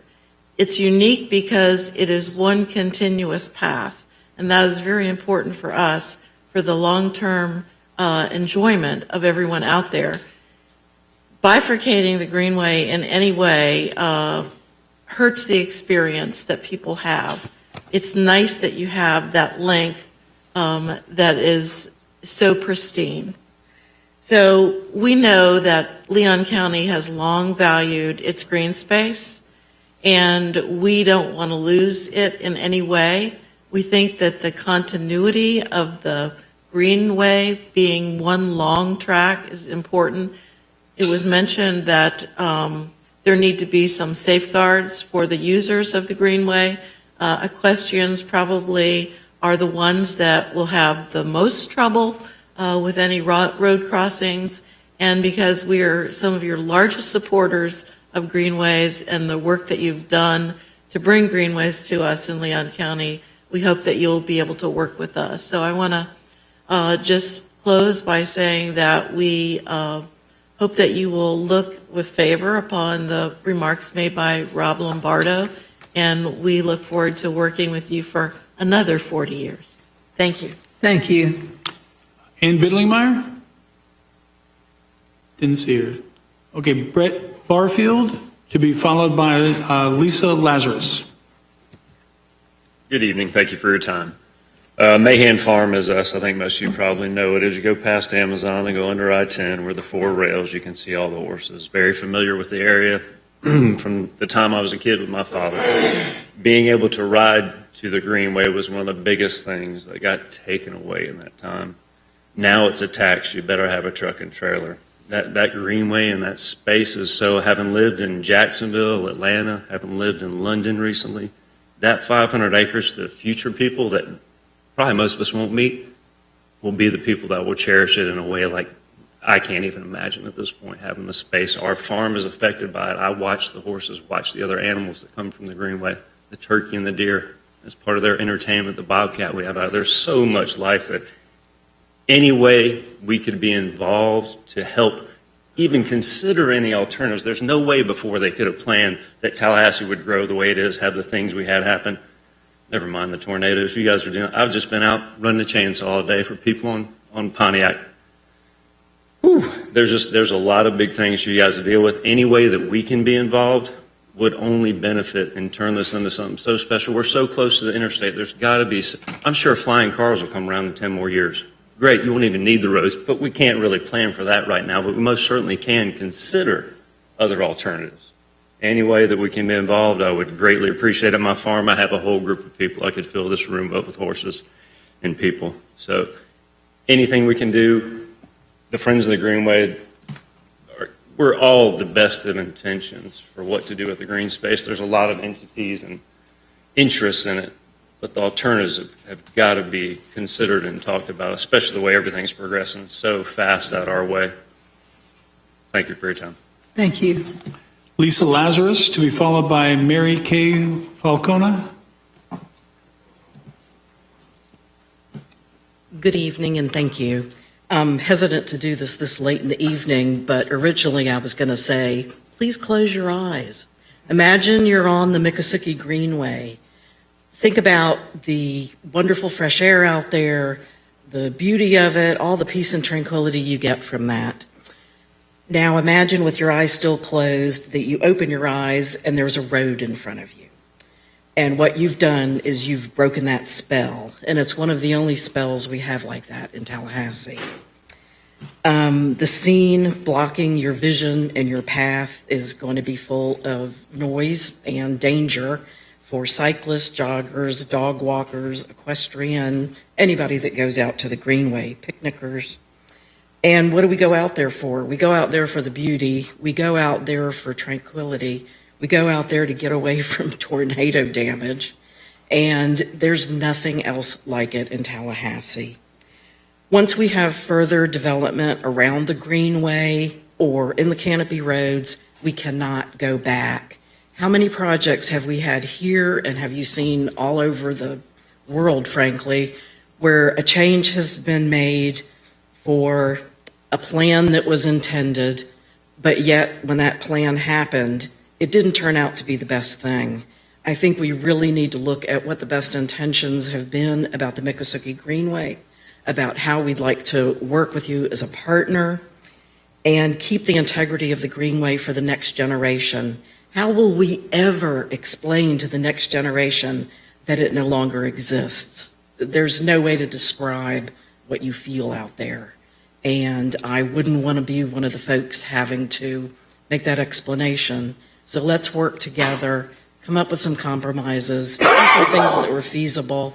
We've historically had a really good partnership, and many people in this room and outside this room helped create this greenway and the maintenance of it.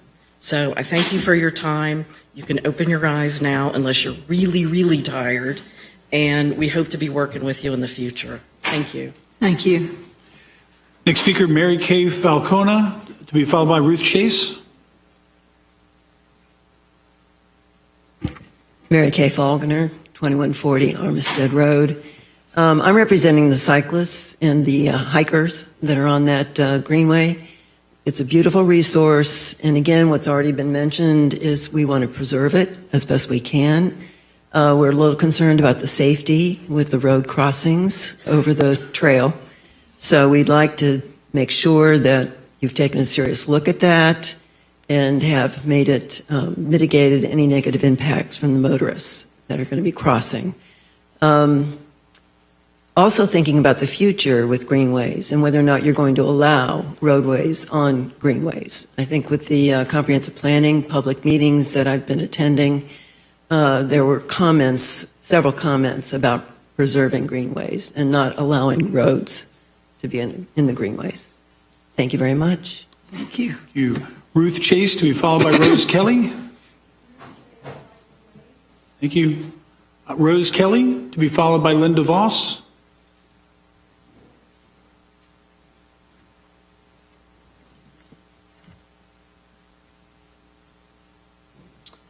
Hello, my name is Rose Kelly, 3886 Long and Winding Road. I was a teacher and educator in Leon County for 34 years. I'm retired now. And I think my students enjoyed lessons that were outside in green space the most.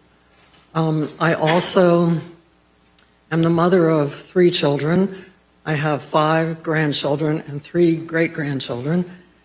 And throughout their lives, I have brought them in their car seats from little infants out Miccosukee Road, along that Canopy Road, to come out to the country to visit Grandma and Grandpa. And sometimes I would pick them up at their house, and they'd be a little bit fussy and, out of sorts. And as soon as we hit Miccosukee Road and started down that space, down that Canopy Road, all of them, for all these years, I could just feel they knew they were going out to the country to see Grandma and Grandpa, and they watched that green go by and those huge trees and the dapple patterns that would come from the sun going through the leaves, and it would just lighten them up. And some of those grandchildren have scattered. They've gone to other parts of the country to live, and they've taken that spirit of our community, of our love, of our green space with them. Whether it's in Colorado or Washington, D.C., they remember how Tallahassee citizens love their green space and love that road, and they take that feeling with them. And I hope that their children and grandchildren and great-grandchildren will still have that opportunity. Thank you. Thank you. Linda Voss, to be followed by our final speaker, Sarah Coffin.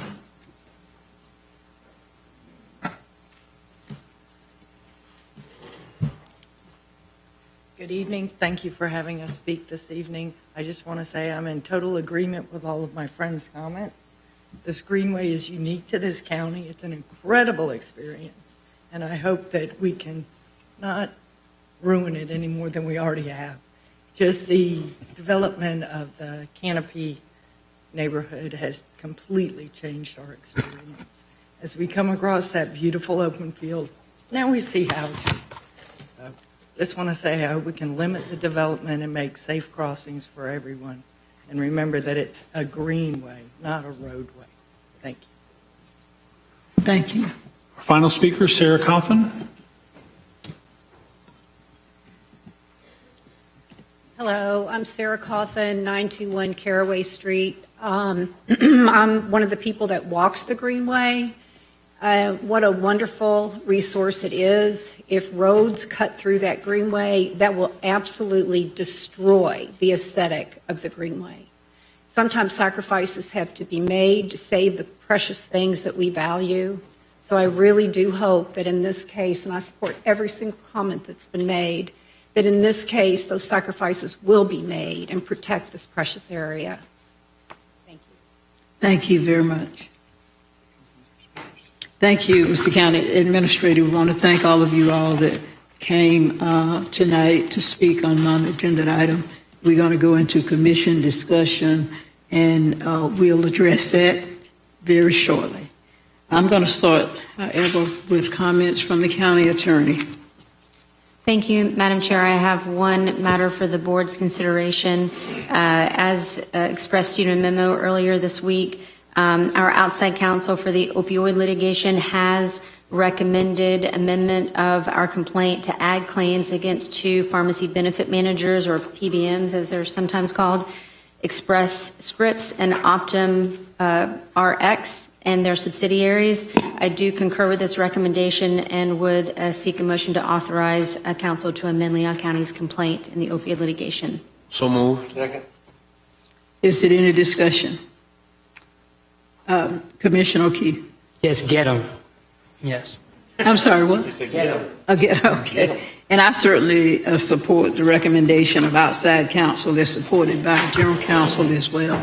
All those in favor, let it be known by saying aye. Aye. Aye. Any opposition? Unanimous with Commissioner Proctor out of chambers. Thank you. Thank you, Madam Chair. Thank you. Anything further, Madam County Attorney? No, ma'am.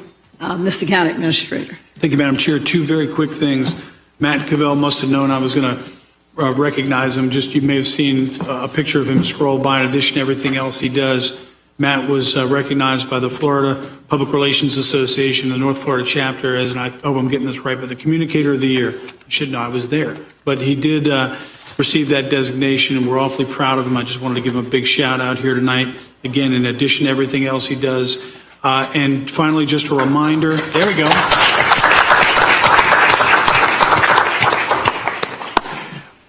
And finally, just a reminder, May 20th, Leon County will be closed in observation of Emancipation Day. Thank you very much, Madam Chair.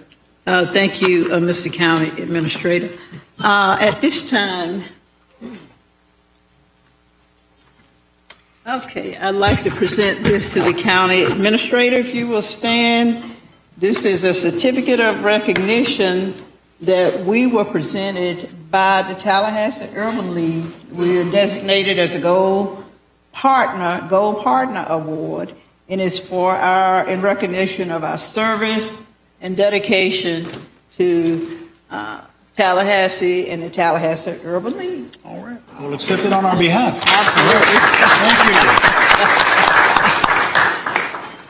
Absolutely. Okay.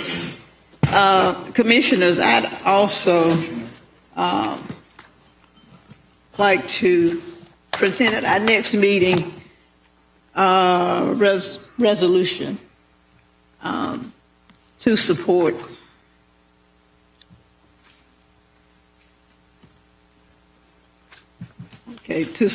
all of our first responders that have been affiliated with the bicentennial storm, as well as the recent tornadoes, and of course all those individuals, Kevin Peters and So moved. Matt. Okay, thank you. Yes, ma'am. The second, all those in favor, let it be known by saying aye. I couldn't even get it out, and everybody is in support of it. Amen. Okay. All right.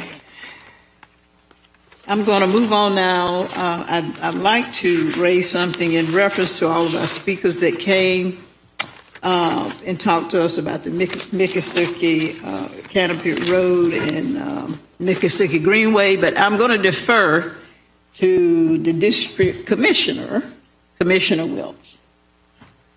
Thank you, Madam Chair. Are we in commissioner time, or is this just? Yeah, this commission time. So this is my commission time? Yes, sir. Okay. Well, I don't have anything other than to talk about this. I don't really know what exactly we're asking for. Is Artie still here? Artie, can you come up here? Because I'm going to have to ask you some questions. I think there's a little bit of a disconnect, and I don't intend to make any motions about asking this to come back. Somebody else up here might be interested in doing that. I am not interested in doing that because I think there's a bit of a disconnect. We heard several speakers discuss like envisioning no roads. I don't think that's a possibility. You said at the beginning of your remarks that there are entitlements to 4 intersections, bifurcations of the Greenway that have existed before the Greenway existed. These are entitled to the property owners. So there is if we are envisioning a Miccosukee Greenway that doesn't have bifurcations, that's not a reality. I think we need to accept that. Second to that, it becomes a conversation about what are we asking for? Are we asking for another layer of protection to what professional staff tells us is already very protected in order to minimize what roads look like? Now, I don't know if that requires an ordinance change or what exactly the mechanism is for that. If that's, we need to be clear about what our goals are.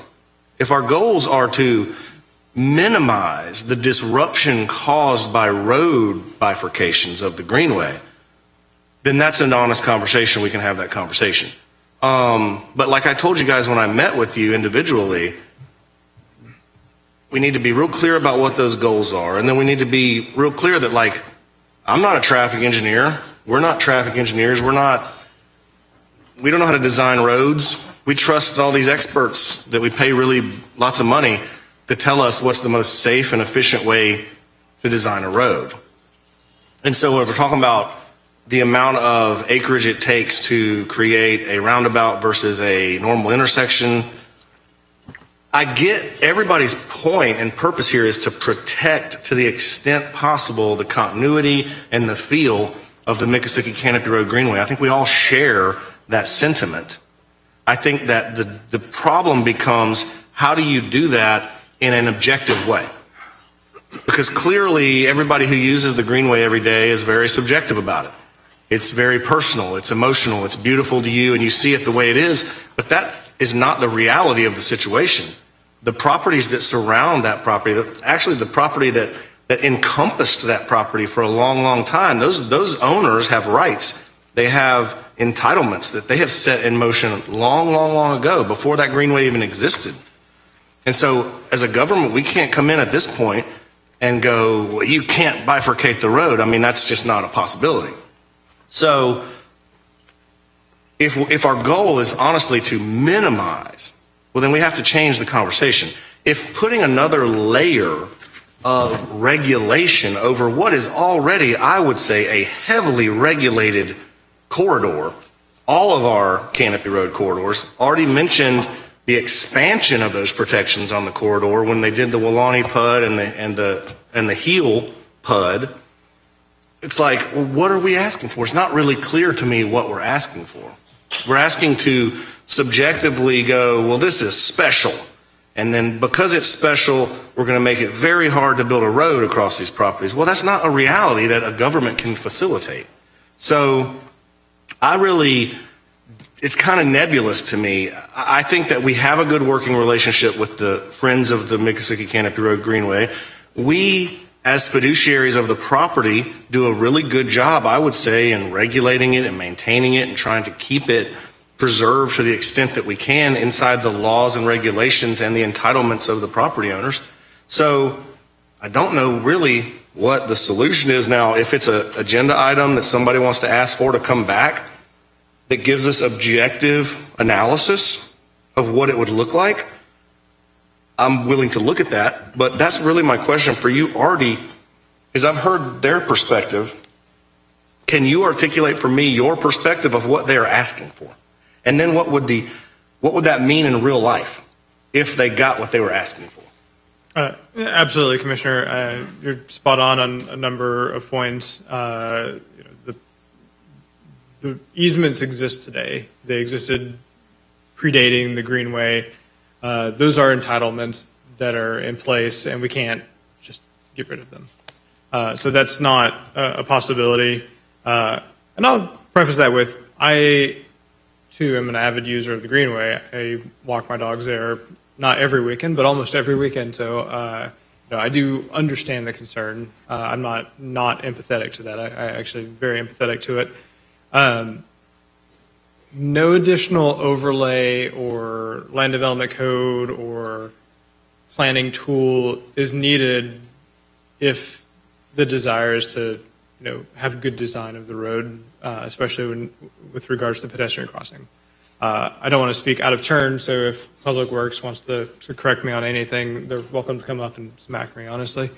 But I'm sure that they're very aware of the multiple users of the Greenway. The cyclists, the horseback riders, the pedestrians, hikers, you name it. They're very aware of that, and I'm sure they're accounting for that in the design of the roadways and as it goes through the design and permitting and construction process with that in mind. And there's certainly an opportunity for the people who spoke tonight to speak with them. Again, I'm sorry for speaking for you, Brent. But I know Leon County staff is always receptive to talking to the public, and we don't need an overlay district for those conversations to occur, and for there to be concern expressed and input received, and that kind of carried through the design and permitting process. So, I don't want to speak for Public Works, but I'm sure that they're very attuned to that. But an overlay district is not needed to do that. You don't need to give the corridor a special designation to have these conversations to account for roadway design on these areas where there's existing entitlements. So I think really it's just kind of a matter of conversation and taking public input and with regards to the design of it. But in place today are so many protections for both the Canopy Road as well as the Greenway. And so that's my understanding of it. Thank you, Artie. Madam Chair, may I? Thank you. Please. And Artie, correct me if I'm wrong, or County Administrator. Artie, you're Blueprint Director, right? I'm actually the Place Director, Autumn Calder's Place Director, yeah. but yes. The county is only responsible for permitting one of those roads, correct? Which is the Dempsey Mayo Road. Are all the roads that are going to be north the city's responsibility for permitting? I don't actually know the answer to that question off the top of my head. Okay. Is there anybody in the room that does, maybe? Charles?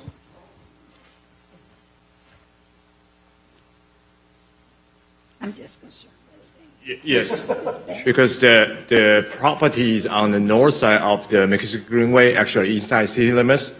Mm-hmm. So this first one on Dempsey Mayo Road, the Dempsey Mayo Road extension from McKissick Road to the north, stopping at the Kennedy Development Subdivision line, that's in the unincorporated area. That's why the permit goes through us. Correct. So I was correct in saying Dempsey Mayo, we permit. The three connections to the north are the city's responsibility. Yes, sir. Okay.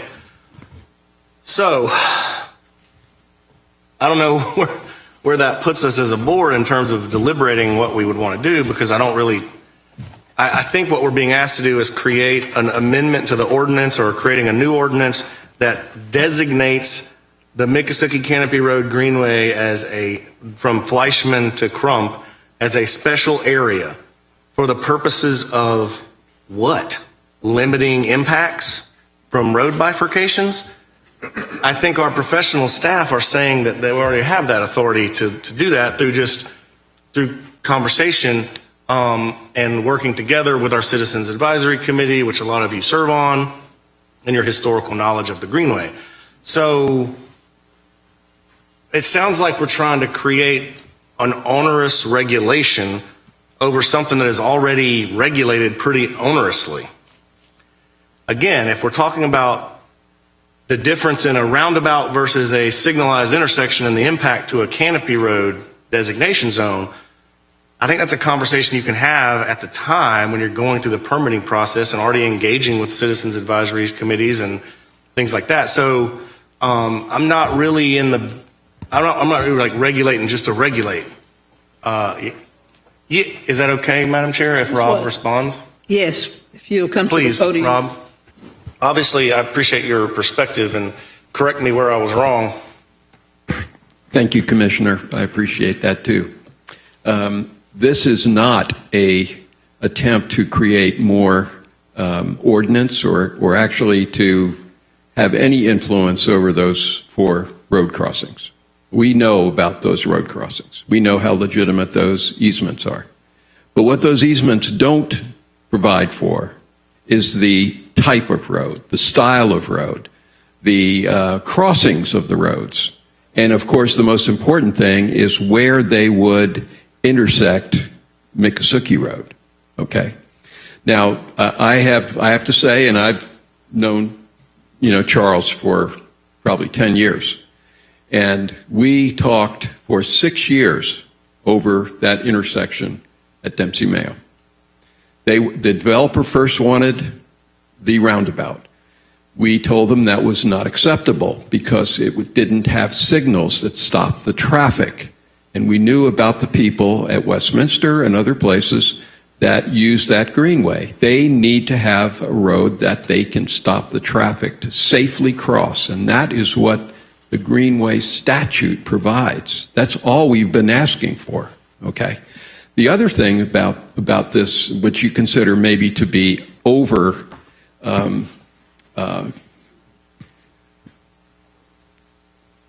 I don't know, what did you call it? Onerous? Onerous? Over-regulation, yeah. Over-regulation. We're asking for enforcement, not over-regulation.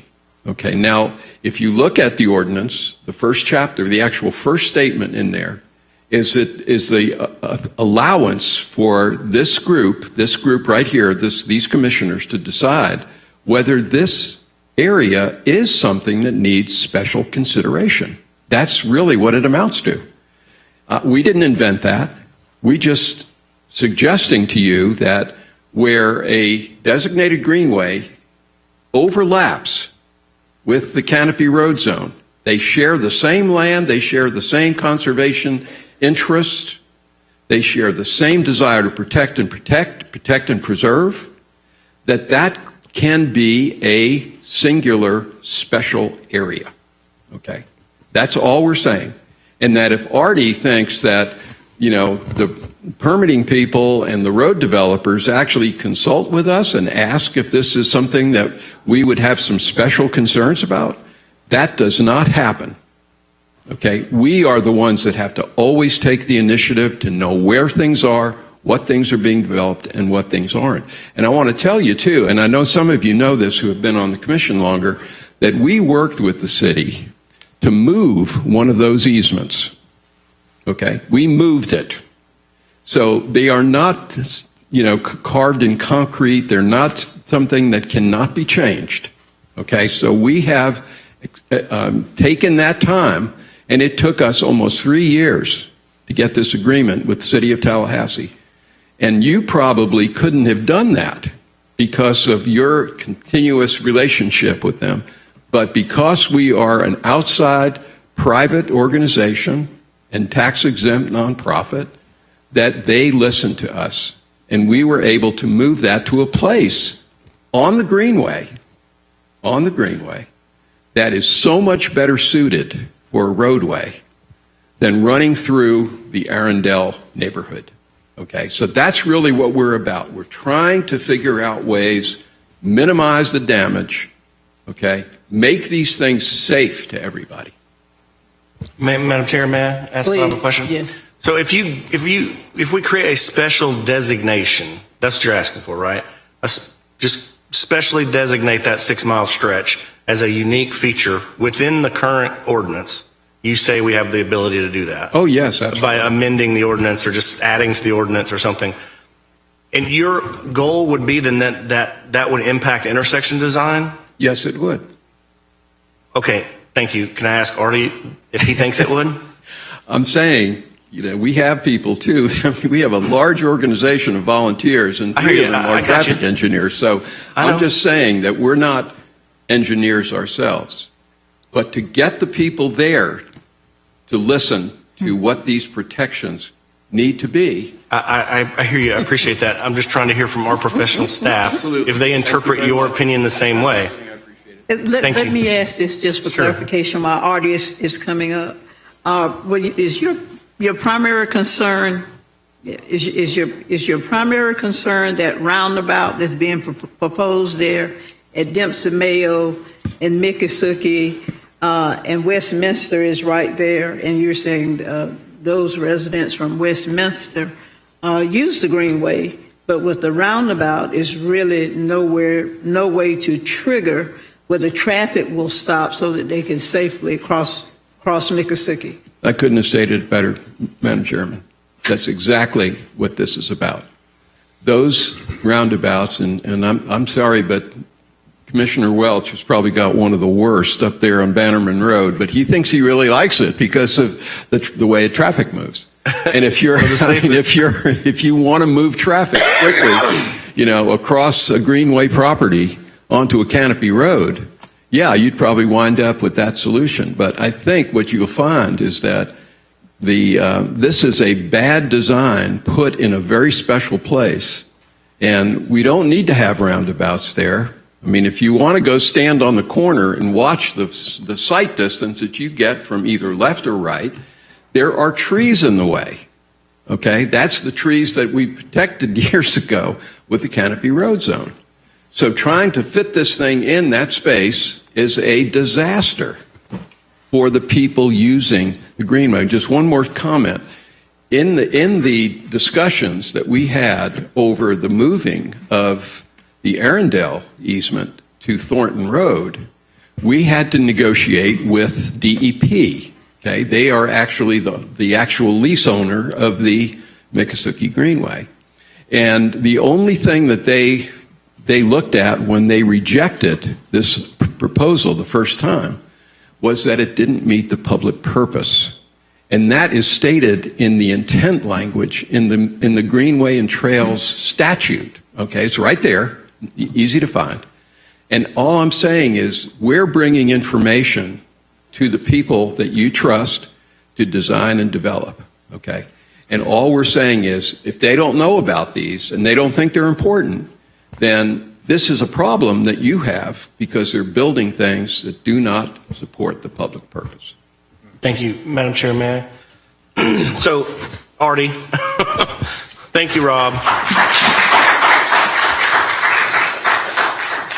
To that original question to Rob, would amending the ordinance to designate the Miccosukee Canopy Road Greenway 6-mile stretch from Fleischman to Crump as a special area have any impact on how we design the intersections along that corridor? And I will add the caveat that the one roundabout that Rob referenced in my district is one of the safest in the county, objectively. And there's a lot of pedestrian traffic there too, Rob, and it is completely safe. And Bannerman Crossings on a Friday and Saturday night is a hopping with humanity, and they cross that road in bunches. And we put in flashing lights and beacons and barriers and all kinds of things, and that's a bigger roundabout that's going to be here. So I'm not a traffic engineer. I have to deal in objectivity. I trust Charles Wu is smarter about these things than I am. And as far as I know, Westminster Oaks they're not unhappy with this design. We have been in contact with them for years on the design of that intersection, and they are perfectly fine with it. Last I heard, perfectly fine. Is that your understanding? I know Charles has worked extensively. So Artie, first question, does what Rob wants, will it actually accomplish what Rob wants? And then secondarily, is Westminster Oaks unhappy with that intersection design? I can certainly answer the first question, and the answer is no. When you look at how to design an intersection, an overlay district or special designation in the community is not what drives the design of a road or the intersection. So, nothing that is being requested, you wouldn't gain anything from a new designation that you don't have today. And that's just not how roadway design is determined. With regards to roundabouts, I can say that there have been numerous studies over and over and over again that show that roundabouts are much safer than standard intersections. In fact, the Insurance Institute for Highway Safety has recently done a study and showed that roundabouts compared to typical intersections have a 90% decrease in fatal crashes, a 76% decrease in injury crashes, 30-40% decrease in bicycle crashes or pedestrian crashes, and at least 10% decrease in bicycle crashes. So just objectively, roundabouts are safer than standard intersections. And there's a multitude of reasons related to conflict points and speed and all of that kind of stuff. So I can kind of throw that out there as well. I have not worked directly with Westminster, so I'll defer to Charles for that second question. Give us the latest from Westminster. They are okay with the roundabout design. Because roundabout itself is considered a traffic calming device. When people approach the roundabout, they have to slow down. Right. I think people may have bad experience from some past roundabout that was designed properly. There is one very close to this one right now, but we already figured out the problem with that one. So the design already addressed that. We increased the deflection angle of the Spillitor Island to force drivers to slow down. And the other thing I want to mention is that the proposed speed limit on this extended Dempsey Mill Road is the same at 30 miles per hour as existing. And so does Westminster Oaks, are they cool with it? Yes, sir. Okay, so I'll give you this, Rob. Do roundabouts take up more space, more land? More trees got to come down for a roundabout, right? Generally speaking. Yes, it depends on the size of the roundabout. Correct. So they're more expensive. Are they more expensive or are they less expensive than a signalized intersection? Generally speaking. A little bit more, but long-term maintenance. Okay, so they're more expensive and they take up more land, but they are more safe and more efficient, and Westminster Oaks is cool with it. I'll let the rest of the board chew on this, but that's all I want to say about that. I don't have any other issues of proclamations or anything like that. Thank you, Madam Chair, and thank you, everybody, for coming. Thank you, Commissioner Welch. And just to add to that, I do think former Commissioner Marjorie Turnbull and somebody from Westminster has come before us. Right. Commissioner Maddox. Yeah, we've actually had conversations in Westminster about this, and they were in support of what we were trying to do with the roundabout. And they asked that we do some things there. I think it wasn't as much about the special district as much as it is about if we create a special district, then we also have to create certain stipulations of what roadways and ordinances would look like within that special district, and I think that's what they're trying to get to. I've seen this, Commissioner Proctor, you too, I've seen this a bunch whereas it's not necessarily about the special district, it's not about the roadway, it's not about this side or that side. It sounds like to me you guys don't feel like we're going to listen to you. It sounds like to me that when the road construction happens, they kind of feel like we're going to do whatever we want to do, and any kind of contemplation they have or problems they have, they won't be considered. And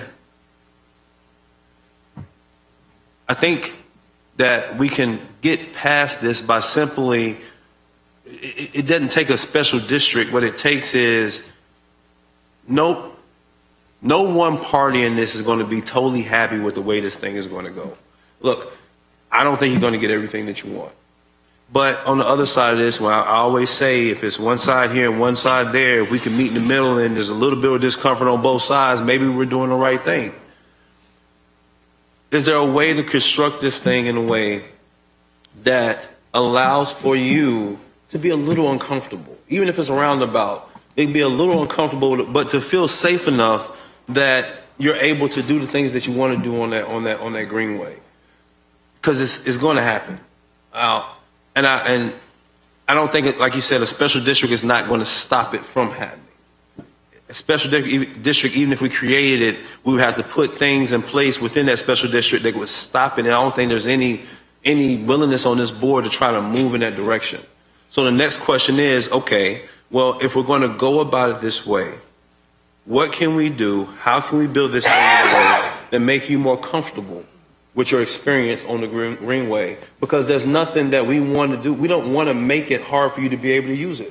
We don't want to make it not the treasure that it is. But we have some things that we have to do. It's like you talked about it. These easements were in place far before the Greenway was there, and you said it, Rob. Our problem is not with the easements. You had to go through the city of Tallahassee. You got an easement moved. Well, talk to us about some things that you'd like to see us do that maybe we can consider that might make it a little bit better, but not give you exactly what you want. So, Commissioner Welch, I think you made some great points. Rob, I think you made some great points. I think, like I said before, this is not going to be a thing where everybody's totally comfortable. But I think we do have to respond to you guys in a way that allows you to feel like you're being heard, and that Greenway is still safe for some of the things that you're asking for. Will it be what it was? Probably not. I mean, it was never going to be with those roads coming through. I mean, it was going to always change the nature of it in some kind of way. But there's got to be something, some kind of compromise we can come up with that can allow you to still do the things you want to do, but allow us to do the things that we have to do. Does that make sense? Sure. So I don't know where that gets us, but that's my thoughts on the subject. Thank you, Madam Chair. Thank you, Commissioner Maddox. Any other comment? Commissioner O'Keefe? Wrong button. We've been here a long time. Actually, I do have a comment, and I'll make a motion on it. And do you want me to wait till my comment time, or since we're on the topic, would you prefer it now? We don't have a motion on the floor. We're just addressing it. There's no motion on the floor. I'm going to bring a motion. I know it's Commissioner Welch's time, so I was. Oh, I'm done. I don't have anything. So we're just discussing. We can go, if it's relevant, you can go ahead, Commissioner. Excellent. What I'd like to say here is I am on the Canopy Roads Committee, and I'm on the Miccosukee Canopy Road Management Update Plan Committee. And so I know it has been mentioned that there are protections in place there. What I'm going to say is that those protections are not hard and fast. Those are not guardrails. And I'll come back to why that is. The first thing here, I think, is actually, to me, separate from the roundabout, the roads that are going to be built. To me, I think that the regular traffic engineering design rules that balance traffic flow versus pedestrian and non-vehicular safety shouldn't be what we use to design what is going to go through our greenway. I think this is a unique space that for roads that we're building, if we can legally identify more stringent traffic designs for things that go through our greenway to say these need to prioritize significantly more pedestrian and user safety over regular traffic flow. And the reason I get to that and say there's not coming back to there's not really those guardrails. There was mentioned the Canopy Roads Committee, and I'm on the Canopy Roads Committee. And just November, a legal issue came up where the city unilaterally signed a development agreement with Wilani for the HUD, and it specifically said they do not have to seek approval of any Canopy Roads committees. That led me to ask our county attorney, can they do this? And we found out that yes, they can, because that is an advisory committee. And so that is not a hard and fast that everybody has to go through Canopy Roads, because when it comes down to it, it's an advisory committee. It's not how I would like it, but that's what I've learned. And then the Miccosukee Canopy Road Greenway Plan update, and we're going to have more talks about roads on that. But my understanding at a high level, I won't go into it for danger of being way beyond my depth, is that is just for the greenway. That does not allow us to plan for things outside, for intersections, for traffic. It creates guidelines for how we manage the plan. And so those two things don't, when it comes down to being a real guardrail or not a guardrail, those two things are not real guardrails for intersections. And so we don't have to discuss it more, and we may not be legally allowed to, but what I would like to do is make a motion for an agenda item to come back on creating a Canopy, a Miccosukee Greenway and Canopy Road Protection Corridor at a future agenda, at a future meeting regarding road design in and around the Greenway. To address road design, design. In intersecting and in the Greenway. Okay, second by Commissioner Minor. Is there further discussion? Commissioner Caban? Yes, it was motion and second.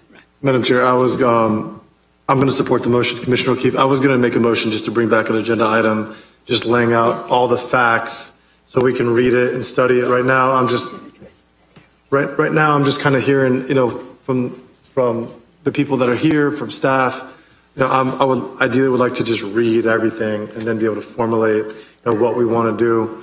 I support it. I like the idea. That's exactly what I was thinking. So, thank you. Thank you, Commissioner Caban. Commissioner Minor. Thank you, Madam Chair. I think what Commissioner O'Keefe and Commissioner Caban just now said are things that are very salient. I've met with Mr. Lombardo and have spoken at length with people about the Greenway and the encroachment and the fear of encroachment. And I think this agenda item is going to be definitely worthwhile for us to think about. I mean, I understand the 4 easements. I understand we really don't have much choice in that in terms of the easements existing. But I'd like to explore the idea of where those easements could be and what the crossings, what type of form the crossings could take.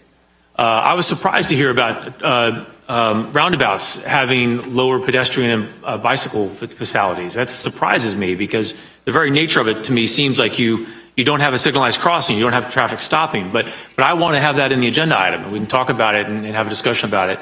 But I think it makes sense because of the jewel and the treasure that the Greenway is for us to take the time and try to work something out where we understand what's our requirement in terms of the agreement that we have on actually managing the Greenway itself, but also making sure that we push the boundary of what we're required to do as far as we can to make sure that we protect the Greenway in its current form as much as possible. So I want to thank Commissioner O'Keefe for having the motion. I look forward to having the agenda item come back to us. Let's have a real discussion about what it takes to protect the Greenway. We won't get everything we want, but let's push as hard as we can to get as much as we want, as much as we would deserve for the Greenway. Thank you very much. Thank you, Commissioner Minor. Commissioner Proctor. Thank you, Madam Chairman. I'm on board supporting this motion, and it really is a teachable moment as well. And I met with Mr. Lombardo multiple times, and he's the only person I know that talks longer than I do in a meeting and all like that. But he had a lot to say. Commissioners, what I want to point out right here is exactly what I've prophesied to you previously. Our willingness to integrate their voices into public policy making, to give them an audience. You see how easy it is when you're from the Northeast. This is the exact thing that I've suggested the people from Lake Munson area ask our attention to share and all of those things.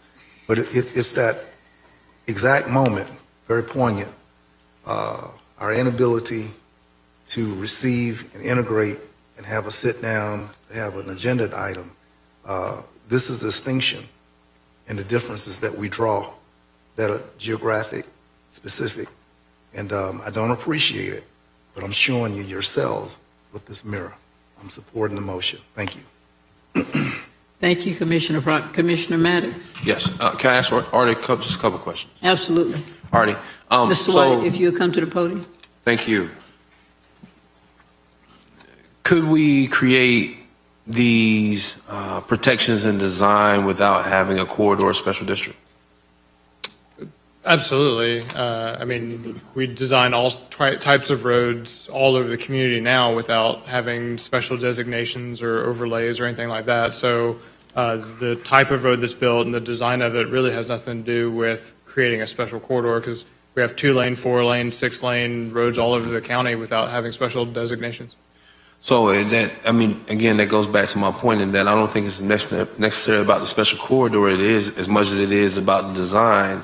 And I don't believe that when you're creating corridors and all that kind of stuff, I just don't think we have to move in that direction to do what these folks are asking us to do in protecting the Greenway and the design of the roads that are going to go through it. So, I mean, I'm going to support the motion on the floor, but understand, to me, this is an issue of these folks being heard. And when it came to the design phase of the road, them understanding that we're going to take their opinions into consideration and put parameters around the design to accommodate what they're asking for. So even if we come back to our next meeting, we have this agenda item, we put this corridor in place, what does it mean if we put the corridor in place, but then we don't consider any of the design things that they're asking for? It means absolutely nothing. So I would rather have a conversation around what we want the design of the road to look like, more so than creating a corridor that really is just their way of trying to make sure that we listen to them when it comes to design. So my point is, I was going to listen to you either way. You could have came up here and asked for us to have an agenda item looking at the road design of the roads that are going to go across the Miccosukee Greenway and put parameters around what you would like for that to look like.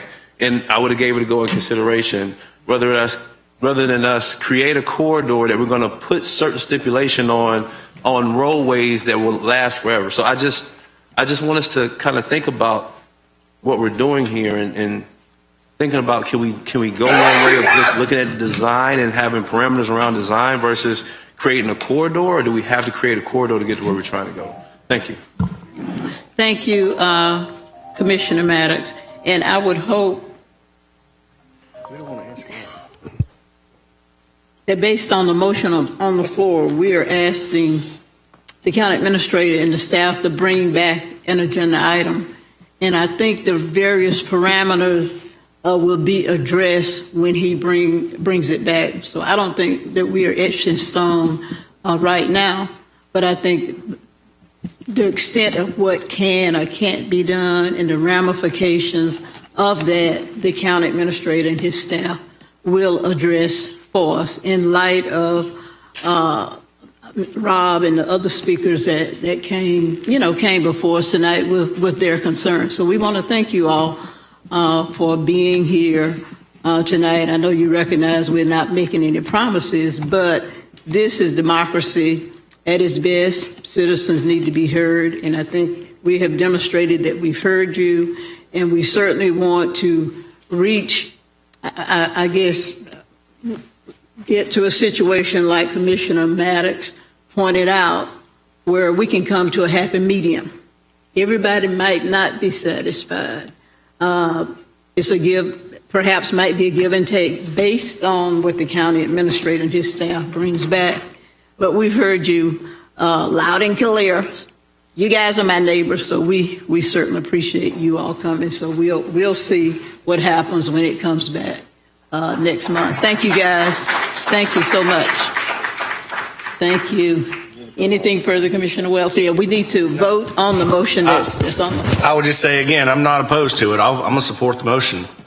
Okay. But I think a lot of those answers you just got, but whatever. Thank you. All those in favor, let it be known by saying aye. Aye. Any opposition? Vote is unanimous. Thank you so much. Commissioner Proctor. Madam Chair, I'm appreciative that this is what democracy looks like. I am pondering what does it take for democracy to flush equally in this community. And this commission disappoints me in their inability to hear from a group of citizens who happen to be white in the South region around Munson. And what has just occurred is what and how democracy ought to behave. And it involves and it allows for citizen integration of their voices. And as Commissioner Maddox pointed out, it allows for citizens to be heard. These are white people who come up in here from the Northeast, and we're willing to hear them. And we say that they deserve to be heard. We have white people coming from the South side, deep South, and we just don't give them the equal consideration or access to democracy to integrate their voices into the public policy making of what our efforts are. And I mean, this is not to whip anybody, it's just to speak to the realities that I observe. And if tonight, if no other night, you see a snapshot of yourselves, just note that there is a distinction with a difference. And I mean, I saw white people there. I saw white people asking from the South side. No, not the same kind of thing. Nevertheless, some things were set long before I was born, and I guess they will continue long after I'm gone. Commissioners, tonight I have two requests. Did I pass this out? Yeah, share this out. I have a request for, from the, this being the recognition of the Emancipation Proclamation. The county administrator said that we would be closed on Monday in observation. We have a request from the Henry Hill Foundation. Essentially, they have celebrated the emancipation for over 157 years, and for the last 50 years consecutively, there has been a recognition of their family, this foundation sponsoring. I don't know if you've been to it, but anybody can come. It's free 99, open to everyone, and it actually celebrates the emancipation. The ask from Mr. Frank Williams, who is president of the Henry Hill Foundation, is a $6,000 ask. We have thought enough, as well as the city of Tallahassee, to make emancipation a holiday that we recognize. However, we do not have an activity which accompanies that recognition. Inasmuch as this thing is over 157 years and probably the most authentic celebration of which I don't lost count to how many of these things I've been to. But they seek this year our support, which they've never done before, but they recognize that the county has actually made emancipation its holiday. And so in doing so, they have long been the activity of our community that celebrates. I mean, there are others, but this really has been the creme de la creme of what is recognized across the city. They indicate that the rising costs, the growth of the event, several key family members, I think that means money, financiers, have passed that they would ask our county to be its partner and to receive all the appropriate recognitions this year, and to that we would embrace this as a measure that we could support and be a part of. So I ask on behalf of Mr. Williams for $6,000. Now, Mr. Administrator, your indication to me was that we would need to ask the entire board to support this, and I know that there were financial concerns, and if you would share with the board that they might find comfort level with supporting this request. Mr. County Administrator. Thank you, Madam Chair. I'll give it a shot. Yeah, essentially what the board would need to do, should you choose to do this tonight, would give you the direction to just do a couple things to execute this, which would be to execute a budget amendment from contingency. Again, should the board wish to do that, entirely a decision of the board in terms of the sponsorship, but the exact motion would be to have the county administrator execute a budget amendment for this sponsorship.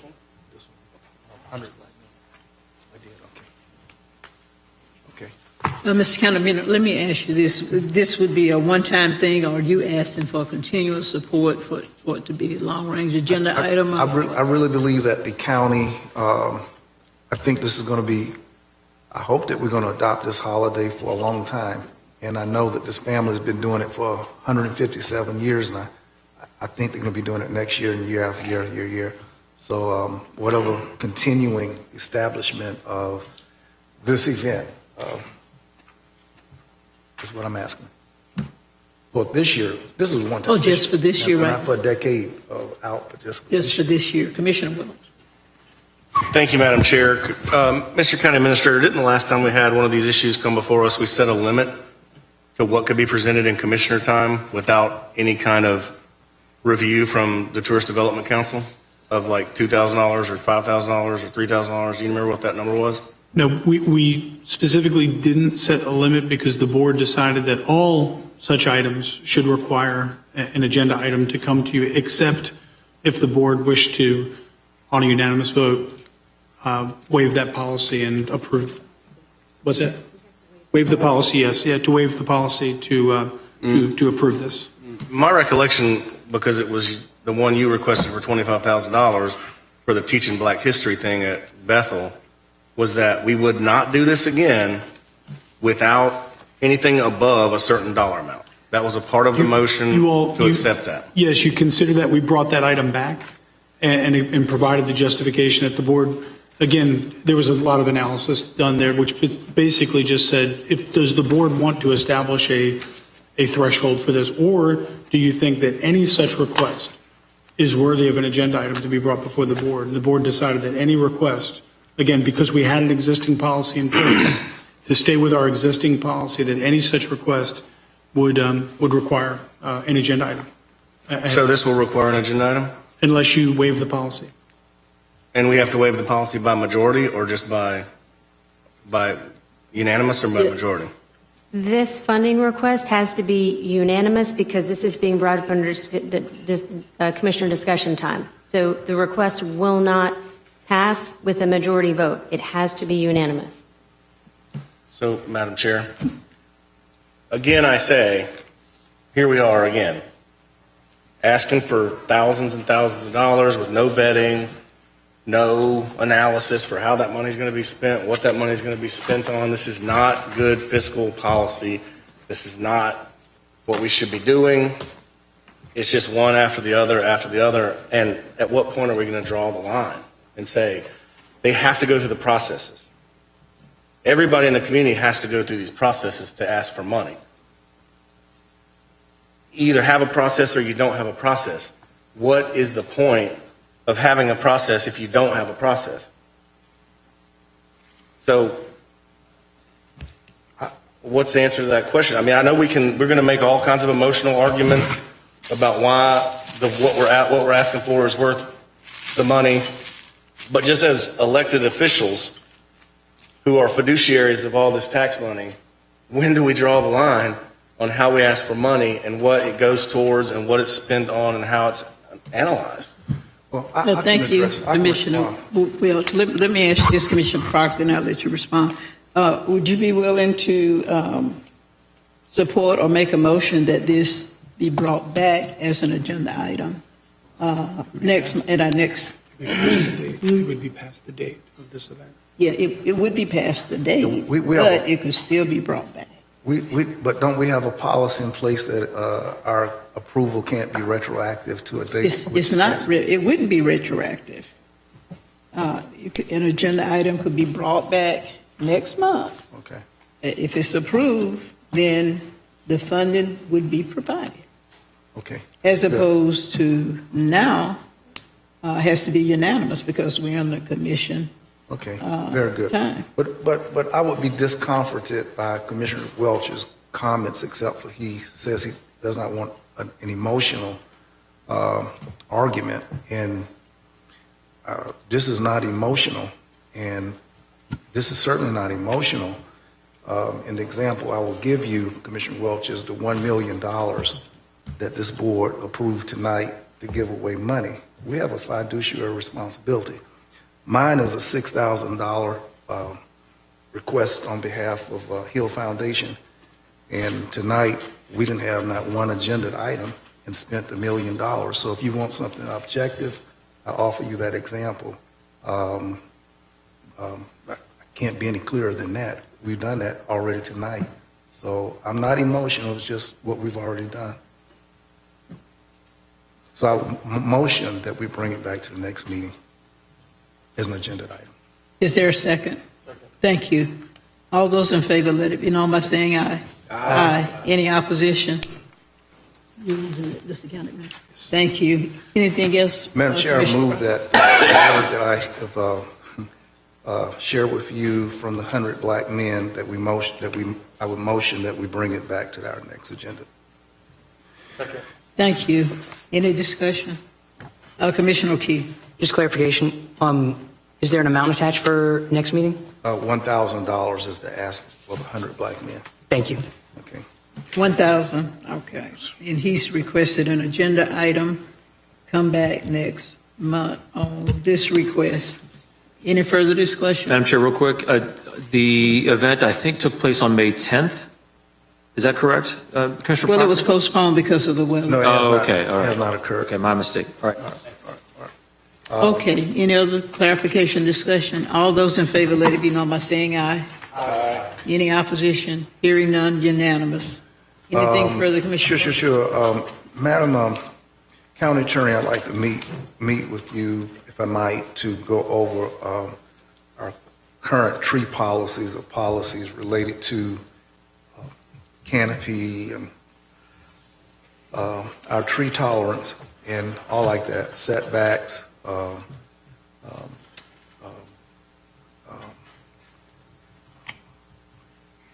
creep on corners of growth, bushes, all of that, and limbs that hang over the wires, and who does the trimming, and for the amount of wires that fell down this weekend with trees hanging all over them. Those poor little wires didn't stand a chance. And I'd like to look with you to bring something possibly to our commission, reviewing trees and whatnot. And then finally, Commissioners, tonight I've shared with you earlier a resolution, and I ask your support as I make motion here that we reach out to our city counterparts in the ask of a $300 utility remission for persons who were turned off. And the second includes, what's that other company called? Talcott Electric, yeah, thank you. Talcott Electric, so we're sending them identical resolutions, asking their consideration as utility providers, specifically because of the amount of food that people threw away, and they need it. Thank you. Is there did you make the motion, Commissioner Proctor? I did. Second by Commissioner O'Keefe. All those in favor, let it be known by saying aye. Aye. That's all. Any opposition? No. Okay, unanimous vote. And it's on the two resolutions, we understand? Oh, you did say no? I'm sorry. I said no. Man said no. Okay. All right, so let's go back.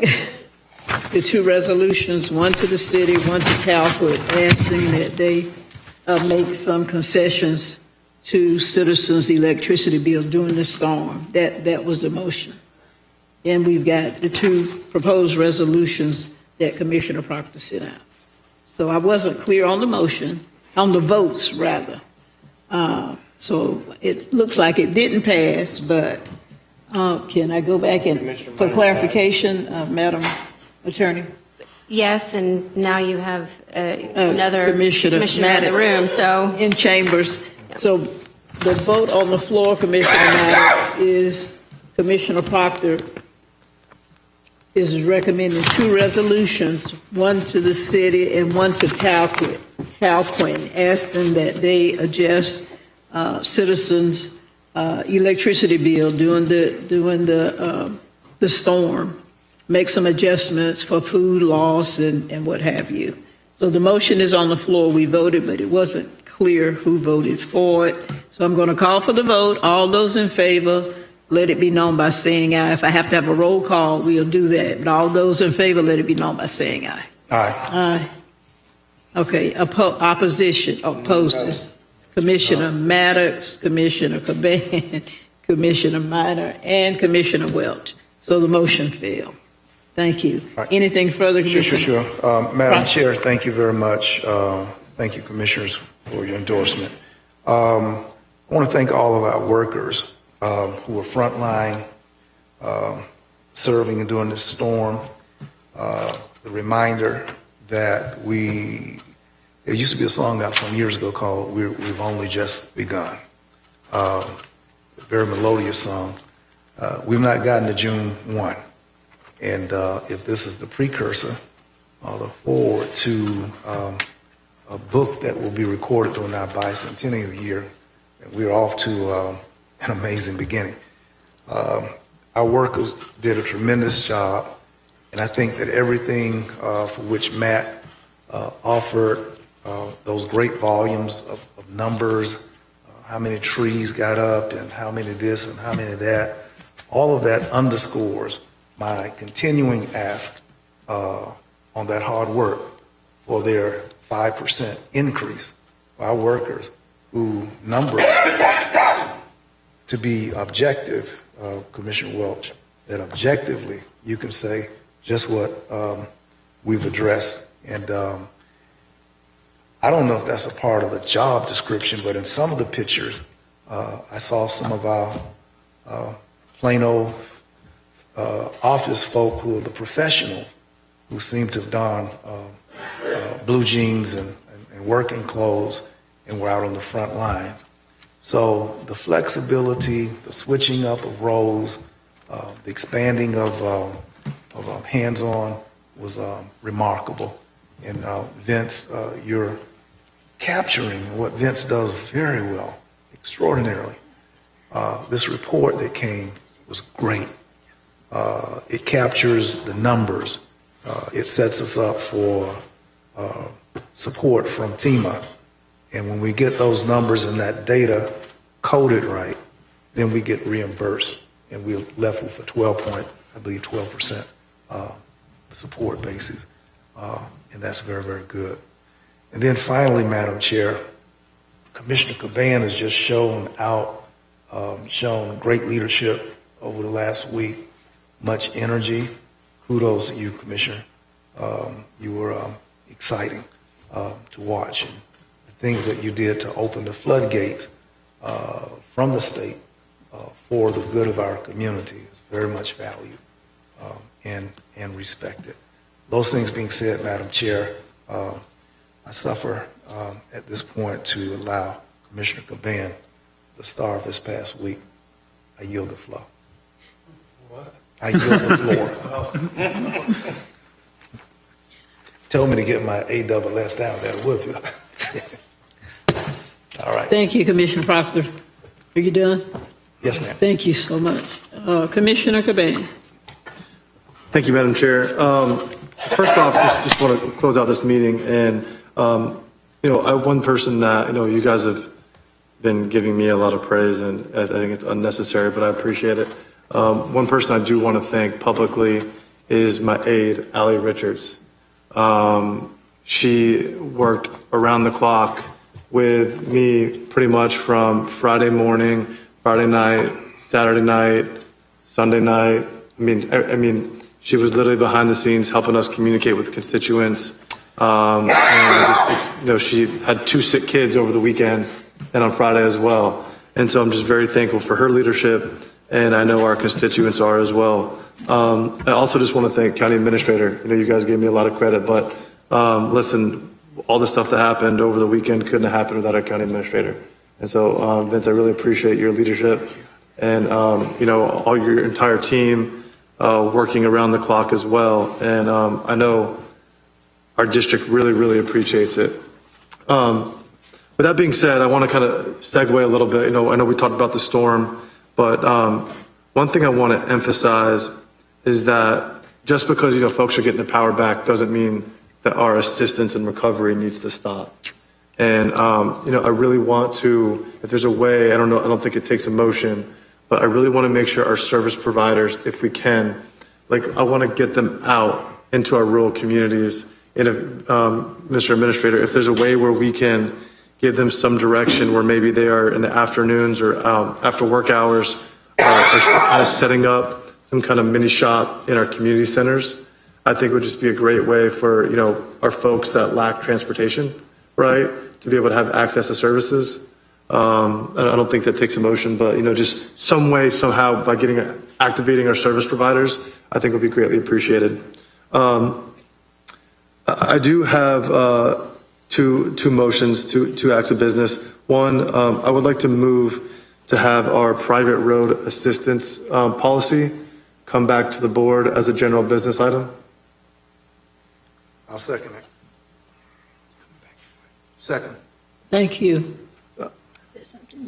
And- All those in favor, let it be known by saying aye. Aye. Any opposition? Thank you, Commissioner. Thank you. So there's a small business on Woodville Highway I talk about frequently. I've had lunch there with the county administrator. We do office hours there all the time. It's a little pizza restaurant called Bajigio's. It's a small business locally owned by a couple that lives in Woodville. And I want to make a motion for a proclamation for them, but I want to explain why. Friday, after the tornadoes came, they realized that they didn't have power and that all their inventory would spoil. And so they set up shop with a generator, I guess, and they made free pizzas and passed them out to folks in the community in Woodville. And I just think this is a testament of the character of the owners of that pizza restaurant. You know, meanwhile, there's a natural disaster. They instead of wasting their inventory, they wanted to take care of their neighborhood. And so I would like to make a motion to have a proclamation for Is there a second? Second. Thank you. All those in favor, let it be known by saying aye. Aye. Lastly, I really just want to thank each and every one of you. You know, I know that in times of struggle, when there's a natural disaster, one thing that I love about this board is the sense of collaboration of us coming together.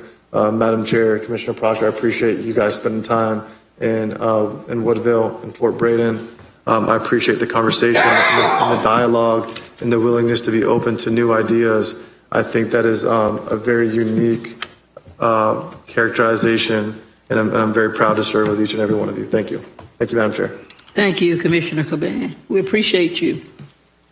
Commissioner Minor. Thank you, Madam Chair. Yesterday, Governor DeSantis signed an anti-human trafficking bill that added a lot of additional stringent requirements on a whole host of things, raising strip club employment age 21 and a whole host of other things. But inside that bill was something that you all might be familiar with. Back earlier this year, this board set a policy that would prohibit contractors that would require contractors to government to attest that they don't use any coerced labor. We then took that to the Florida Association of Counties. They made that a policy initiative for the legislative session. Representative Tant got on board and filed that bill. Robin Hassler Thompson was the one who came up with that original idea, but it took a whole bunch of people to make this part of this legislation that the governor signed yesterday, but we all had a part in it.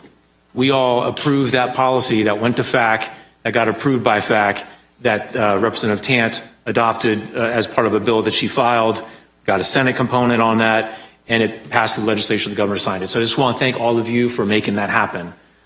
Human trafficking got harder in the state of Florida because of a whole host of people, but we all had a place in that. We made a difference. So thanks to all of you for that. The other thing that I wanted to mention is on Friday afternoon, shortly after the storm passed over, I drove through Railroad Square and looked at the damage that had taken place in the warehouses there. And I know you all are probably familiar. It's about 100 different units spread across 8 acres. And most of those warehouses were built around the World War II era. Well, the tornadoes came through. I'd say roughly half, maybe more than half of the roofs were removed, partially removed. Really horrific. I passed by someone that is one of the actors at Mickey Faust, and very emotional, basically saying, listen, we're done. We're never going to come back. Now, I don't know if that was actually true. That could have just been like the heat of the moment, a statement at the heat of the moment, but all the rainwater had gotten through, the roof was gone, come down into the stage, wrecked all the costumes, the props, equipment, etc. Whole host of other artists and businesses and shops in Railroad Square are decimated. After talking with Kathleen Spahar, she and I were talking about ways we could try to help the arts community, because it's not just related to Railroad Square. Southern Shakespeare Company had a performance that was scheduled for Cascades Park. Well, the night before, they had the whole stage set up, and the stage set was destroyed by the storm, and they lost a piece of sound equipment that was about $20,000. Just kind of lifted the whole box up, threw it across the other end of the seats. The case split open, water got into it, and destroyed that piece of equipment. Lots of other things, too. We have neighborhoods that had tremendous damage, power outages across the county. But in addition to all of that, it seemed like these tornadoes targeted the arts community here in Leon County. It just seems that way. So what I wanted to see if Kathleen would be willing to come up for just a minute or two, Madam Chair, if you will allow it, to have her give just a brief synopsis of some of the things that have taken place. And then I wanted to propose a motion after Kathleen speaks. Thank you so much, Commissioner, and thank you so much for the time today. So Commissioner Minor gave a great summary of some of the things that did happen in Railroad Square. And then adjacent to Railroad Square, there's All Saints Cinema. So that roof has almost completely been ripped off of the theater. I was there today and actually got a chance to go into the theater. The entire film room is completely drenched. All the equipment there is ruined. The construction and things that were put on to that place, the walls all need to be redone. I mean, there's a significant amount of damage there. Other things, other impacts, Tallahassee Ballet had a whole weekend of performances, and they had to take 3 performances and really just put them into one performance. They were able to do one. And I wanted to just point that out. Also, Able Artist Gallery in Railroad Square, which is a gallery that features artists with disabilities. They are completely ruined. The walls caved in. The whole entire roof is gone. They were able to salvage the 2 $10,000 printers that they had in there, which is like the basis of their work. So some of these things, I mean, I could go on, but some of these things are going to, that I'm talking about really illustrate kind of the devastation. While when you look at the entire arts community, others had some cancellations that they had to deal with, but they're in venues where they're doing year-round programming, or they are, they weren't impacted at all. So when you look at the impact on the arts community in general, arts and culture, it's uneven. So some folks didn't have any issues at all. Some had extreme issues that would potentially close their businesses, and others had just kind of an in between. So when you look closely at everything, I had talked to Commissioner Minor about what are some ways that we could help. So some, but not all, but some of these organizations are COCA grantees, and when we have already given out the grant. Funding for this year, which is about $1.3 million. And so what I asked Commissioner Minor and the Commission to consider is to use some of this money that has already been allocated for disaster relief. So if a grantee comes to us and says, we would like to reallocate some of our money this year to disaster relief, we would love to be able to do that for them. COCA already has a process in place for amendments. We did this a lot during COVID because those were also disaster-related initiatives. And so I wanted to bring that forward to the Commission to see if that would be permissible. Ms. Behar, thank you very much. I really appreciate it. After Kathleen and I had spoke, I spoke with Carrie Post of Visit Tallahassee about the COCA grant process. And, you know, with the tourist development tax dollars, we have specific requirements per state statutes on how we can use those funds. But there may be ways, working with council, where we might be able to take a look at where we can add some flexibility on some of those COCA grant dollars using TDT funds. And so my motion is something that would not have a fiscal impact to us at the county, but basically ask our county administrator and Ms. Carrie Post with perhaps the county attorney, to take a look at what specifically the Florida statute requirements are, figure out what kind of wiggle room there is, and then to the extent that allowed by law, allowed flexibility so that COCA funds can be used for disaster relief type expenses. In many cases, in every case, I think they have to be tied to marketing in some way. So how, with a legal perspective, how can we tie that to performance-based performances, events with marketing elements to that? But we can leave the details to the county attorney and to Ms. Post and Ms. Behar, but I think my motion will at least give some relief, some additional flexibility as permitted by law to our arts community. Thank you, Commissioner Minor. Is there a second? Thank you. All those in favor, let it be known by saying aye. Aye. Aye. Any opposition? Hearing none. Thank you, Madam Chair. That's all I had. Thank you, Commissioner Minor. Commissioner O'Keefe. Thank you, Madam Chair. And thank you again. I'll echo for the sake of time, even though there's much more, all the folks working so hard for the first disaster and the second disaster and preparing for the next disaster. So I want to thank everybody for that. I also want to separate a second specific thank you for something that happened a few weeks ago. And I want to thank the county attorney's office in the animal control office. There was a facility where dogs were in very inhumane situations, and I believe it probably took a lot of effort to get actionable to remove over 100 dogs and other animals, which are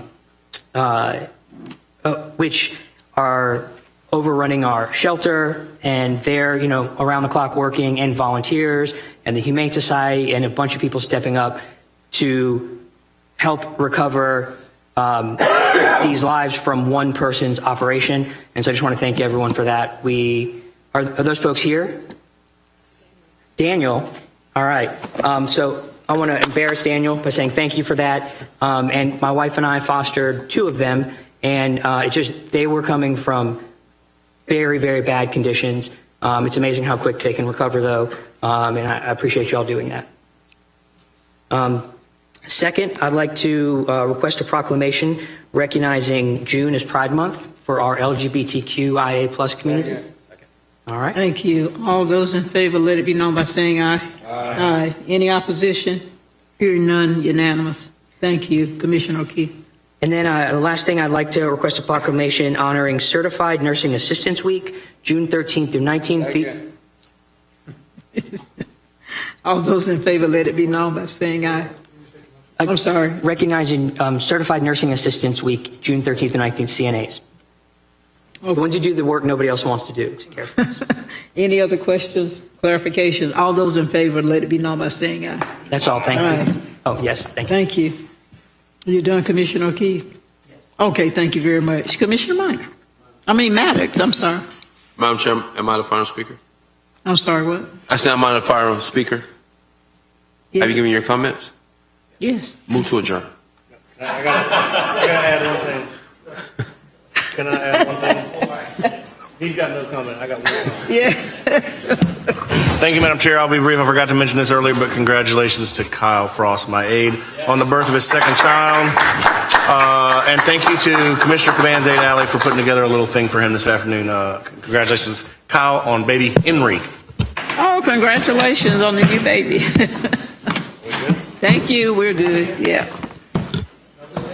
I have one.